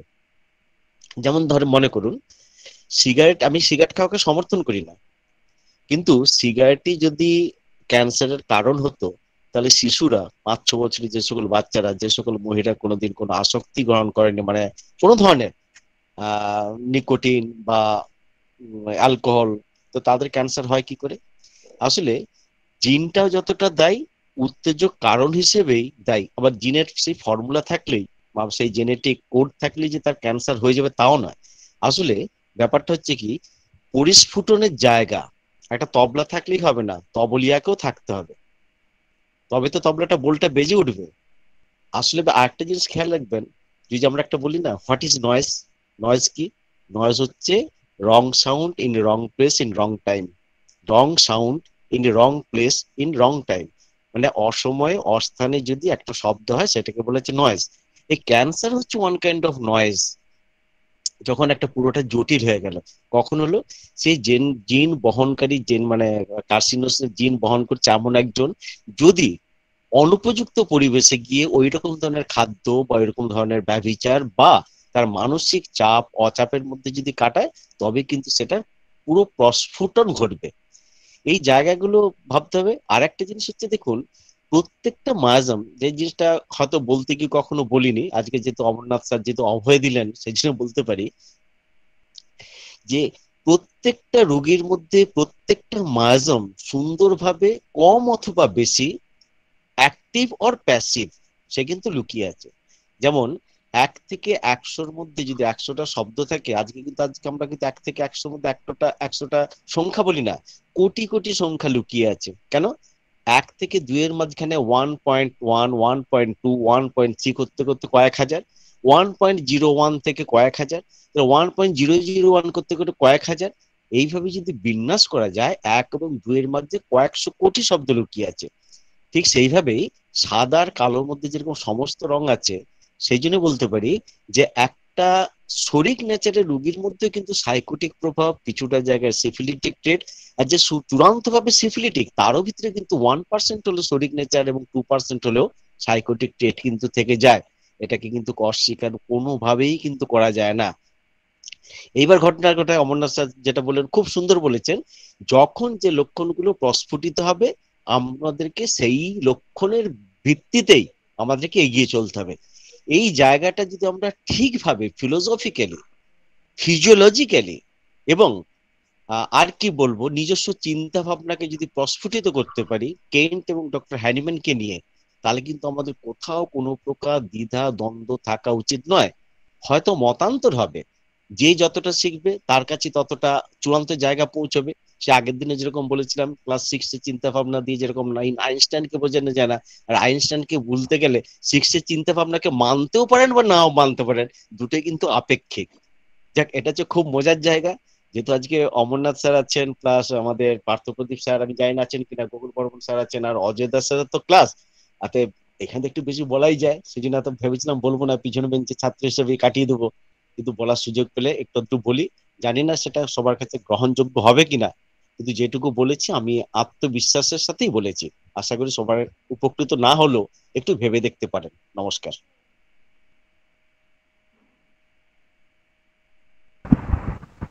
ধন্যবাদ স্যারকে। অজয় দাস স্যার কিছু বলুন। অজয় দাস স্যার। আমার তো প্রশ্ন ছিল, কিন্তু হ্যাঁ হ্যাঁ দ্বীপে ঢুকতে পারছে না, আমাদের একজন ঢুকতে পারছে না, সেটা হচ্ছে তোমার গেলে ওই আরে ঢুকতে পারছে না। আমাকে ফোন করেছিল, আমি তো ফোন করতে পারছি না, আমি তো কথা বলছি, কি করে ফোন করবো তোমার কাছে? কি স্যার তো আমার কাছে কোনো নোটিফিকেশন আসছে না তো। ও, নোটিফিকেশন না আসলে ও কোথায় টিপে বসে আছে কে জানে। আচ্ছা, আমি প্রশ্নটা নিয়ে নেব। কল্যাণ ঘটক স্যারের প্রশ্নটা বলুন স্যার। প্রশ্নটা হলো স্যার, দুজন স্যারকে দুটো প্রশ্ন আছে, এক অজয় স্যারকে, এক অমরনাথ স্যারকে। প্রশ্ন হলো অজয় স্যারকে আমার প্রশ্ন, যে স্যার যখন দেখালেন যে ওই যে কণিকার যে হোয়াইট ডব্লিউবিসির যে ভাগটা, ওখানে স্যার দেখালেন নিউট্রোফিল, বেসোফিল, ইউসিনোফিল, মনোসাইট অব্দি এলেন।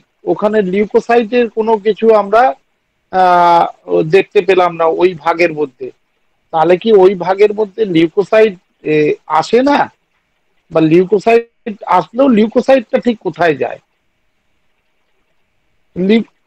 স্যার আমার কথাটা বুঝতে পেরেছেন? ওটা লিউকোসাইটেরই পার্ট।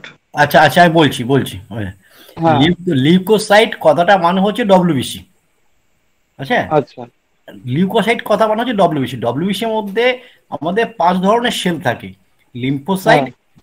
Lymphocyte, monocyte. ও তাহলে লিম্ফোসাইট না স্যার, ওটা লিম্ফোসাইট হবে। হ্যাঁ, লিম্ফোসাইট। আমি যদি দেখালাম, ওখানটা লিম্ফোসাইটের কোনো কিছু দেখতে পেলাম না। না, দেখেছেন মানে আপনি বললেন বেসোফিল, ইউসিনোফিল, ইয়েটা বললেন, লাস্টে মনোসাইট এমটা আসলেন। আমি বলছি যে হেমাটোপোয়েটিক সেল থেকে দুভাগে ভাগ হয়েছে ডব্লিউবিসিটা। একটা হচ্ছে মায়োলয়েড, একটা হচ্ছে লিম্ফয়েড।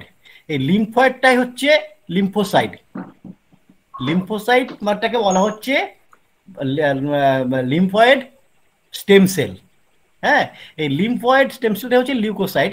সেটা আবার 3টে ভাগে ভাগ করলাম। একটা হচ্ছে টি সেল, একটা বি সেল, আর একটা ন্যাচারাল কিলার সেল। 3টে ভাগে ভাগ করলাম। এই লিম্ফোসাইট তখন টি সেল, বি সেল আর এনকে সেল, এই 3টে ভাগে ভাগ হয়ে তখন কানেকটিভ টিস্যুর মধ্যে যাচ্ছে। আচ্ছা স্যার, আচ্ছা, এইভাবে বুঝতে পারলেন? হ্যাঁ হ্যাঁ স্যার, আমি ঠিক আছে, ধন্যবাদ স্যার। দুদিকে ভাগ করেছি, একদিকে লিম্ফোসাইট, একদিকে আপনার মায়োলয়েড, একদিকে হচ্ছে লিম্ফোসাইট করে করেছিলাম। লিম্ফোসাইটটাকে আপনি আগেই ভাগ করে দিয়েছেন। হ্যাঁ, ওটাকে 3টে ভাগে ভাগ করলাম, টি সেল, বি সেল করে। Okay sir, thank you sir. আর অমরনাথ স্যারকে আমার প্রশ্ন, স্যার কোন জায়গাটায় এসে ডোয়ার্ফিজম সিফিলিটিক হবে, কোন জায়গাটায় ডোয়ার্ফিজম সাইকোটিক হবে?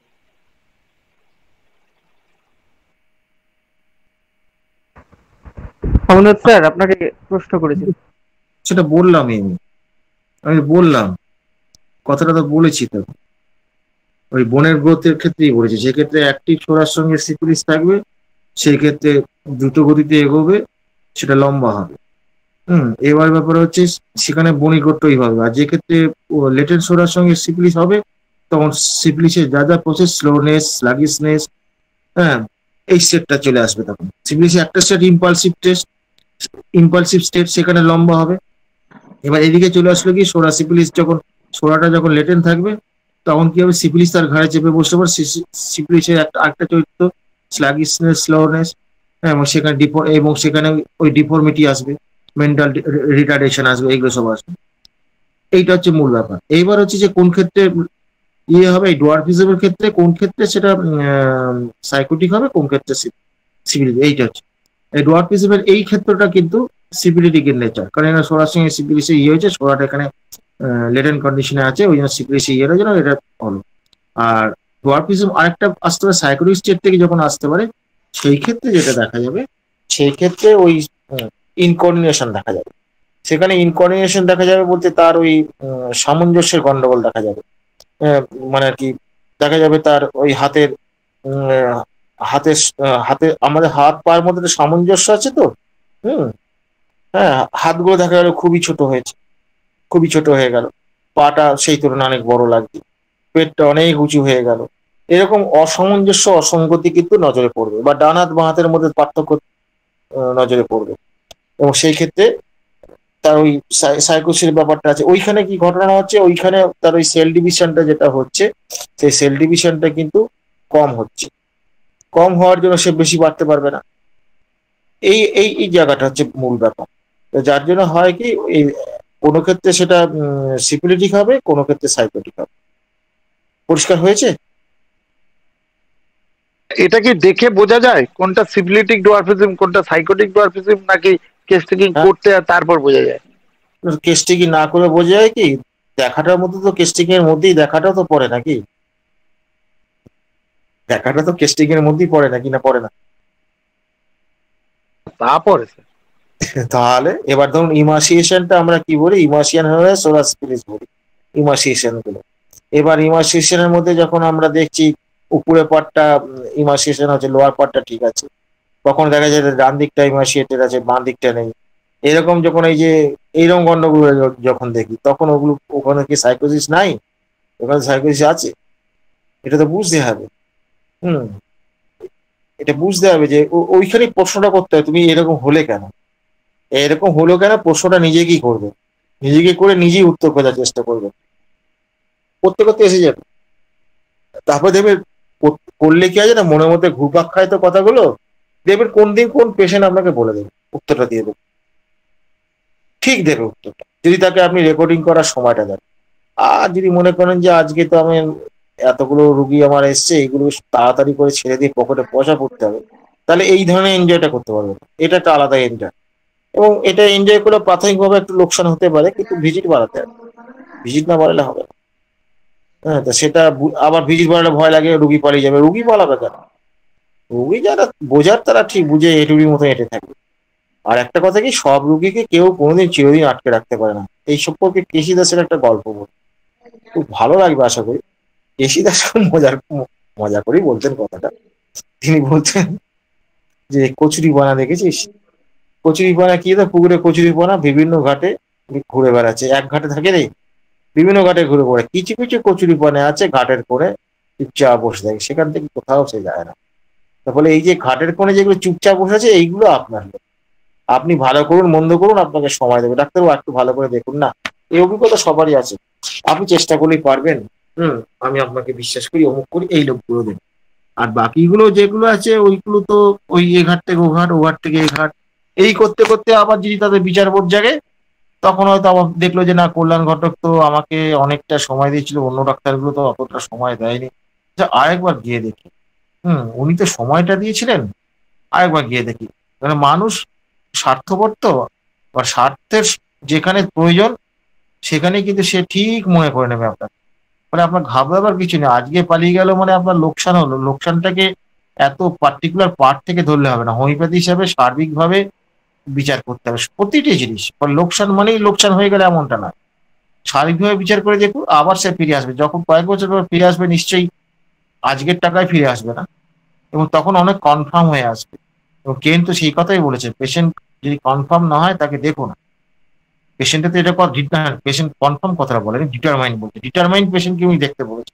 তারপর ডিটারমাইন্ড তো পেশেন্ট হোক আর না হোক, আমরা তো কায়দা করে তাকে ডিটারমাইন্ড করে নিচ্ছি, সে পেশেন্ট থাকবে না। থাকে যদি দেখা যায় যে প্রথম প্রেসক্রিপশনে যদি অসাধারণ রেজাল্ট হয়ে যায়, সবসময় কি আমাদের হয় অসাধারণ রেজাল্ট? সবসময় পারি না। আবার সঠিক নির্বাচন করেও গালাগালি খেতে পারেন যদি অ্যাগ্রাভেশন হয় কোনো কিছু, সে ভয় তো আছে। পরে আপনার বিচার করবার যোগ্যতা তো সাধারণ লোকের নাই। সাধারণ লোক কেন হোমিওপ্যাথিটাকে বোঝে না। হ্যাঁ, তার ফলে ব্যাপারটা হচ্ছে যে আমাদের প্রতিটা জায়গায় সতর্ক হয়ে আস্তে আস্তে এগোতে হবে। আমি রিপন স্যার কি এলেন নাকি মনে হলো যেন? না স্যার তো জয়েন করেননি। স্যার নীলকমল স্যার চলে গেলেন। ও ও তাই জন্য এন কথাটা আমি কি একটা দেখলাম যেন। ঠিক আছে, সে রাত হয়ে গেছে, চলে গেলে। এবার আমরাও তো চলে যাবো, আর কেন? হ্যাঁ স্যার, আজকে অনেকটাই হয়ে গেছে, আর পর্ব চাপ পড়ে যাচ্ছে খুব।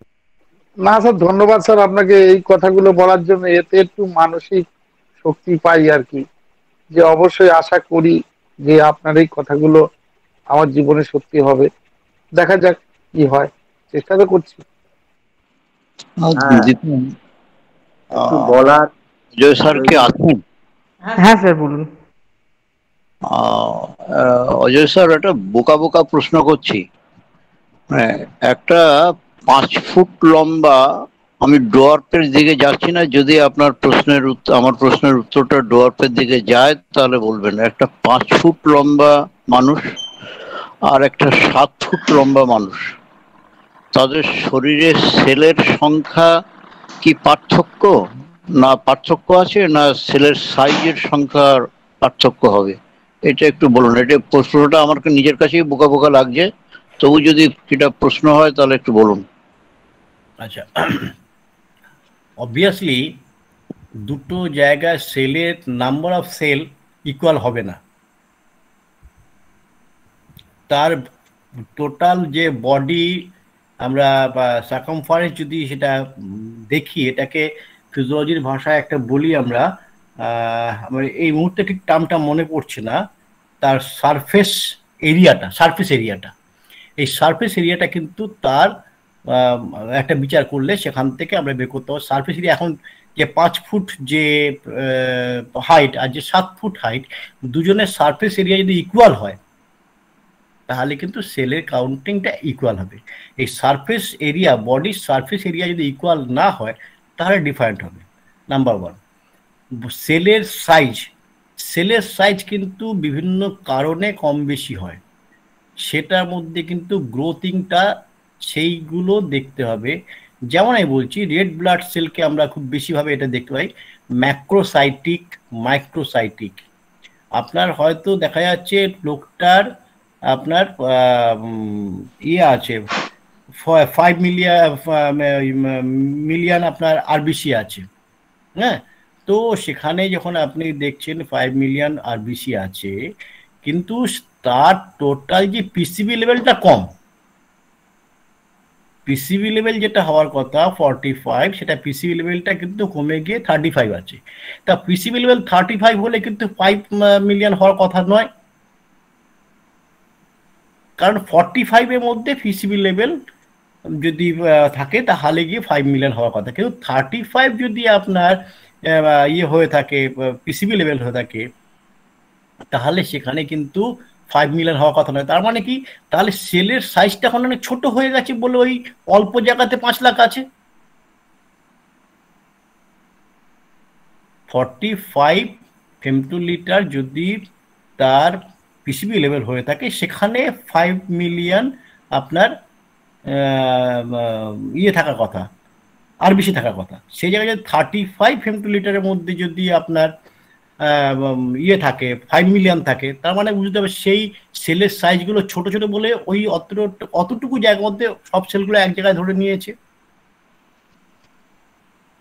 বোঝাতে পারলাম দাদা?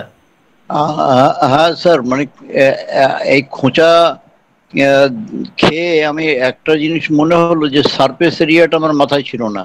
সারফেস এরিয়াটা বলাতে আমার আরো খানিকটা ক্লিয়ার হলো। আমার মাথায় আসলো এই কারণে যে ধরুন একটা কিডনির সাইজ, সেটা তো একটা অ্যাভারেজ সাইজ বলা হয়, যদিও সাইজটা আমার মনে নেই, তো অ্যাভারেজ একটা সাইজ বলা হয়। তো যদি সাইজ, তাহলে সারফেস এরিয়া যদি একই থাকে, তাহলে একটা লম্বা মানুষ, একটা বেটে মানুষ, তাহলে সেই সেলের সংখ্যাটা তো প্রায় কাছাকাছিই থাকবে। এখন দেখা যায়, আপনি যদি বলেন পার্টিকুলার অর্গানের কথা, তাহলে কিন্তু অন্যরকম ব্যাপার। আপনি যখন সেলের সাইজ বলছেন, আমি সেখানে ধরে নিচ্ছি যে তার মাসকুলার সেল যেগুলো আছে সেগুলোর কথা। এই মাসকুলার সেলের মধ্যে আপনি যখন ভিসারাগুলোকে ধরবেন, এই ভিসারা যদি হাইপারট্রফি হয়ে থাকে বা অ্যাট্রফি হয়ে থাকে, অ্যাবনর্মালিটি যদি থাকে, তাহলে সেখানে সাইজটা কম বেশি হবে, বা সেলের কোনো ডিসক্রিমিনেন্সি হতে পারে সেখানে। না, আমি নর্মাল আপনার ভিসেরার নর্মাল যদি হয় তাহলে তো মোটামুটি একই রকম থাকবে। সারফেস এরিয়ার সঙ্গে সেটাকে কম্পারেট হবে। স্যার এটা বলে আমার খানিকটা উপকার হলো, আমার বোকা বোকা প্রশ্নে আমার নিজেরই খানিকটা উপকার হলো। ধন্যবাদ এটুকু ব্যাখ্যা করার জন্য, বুঝেছি।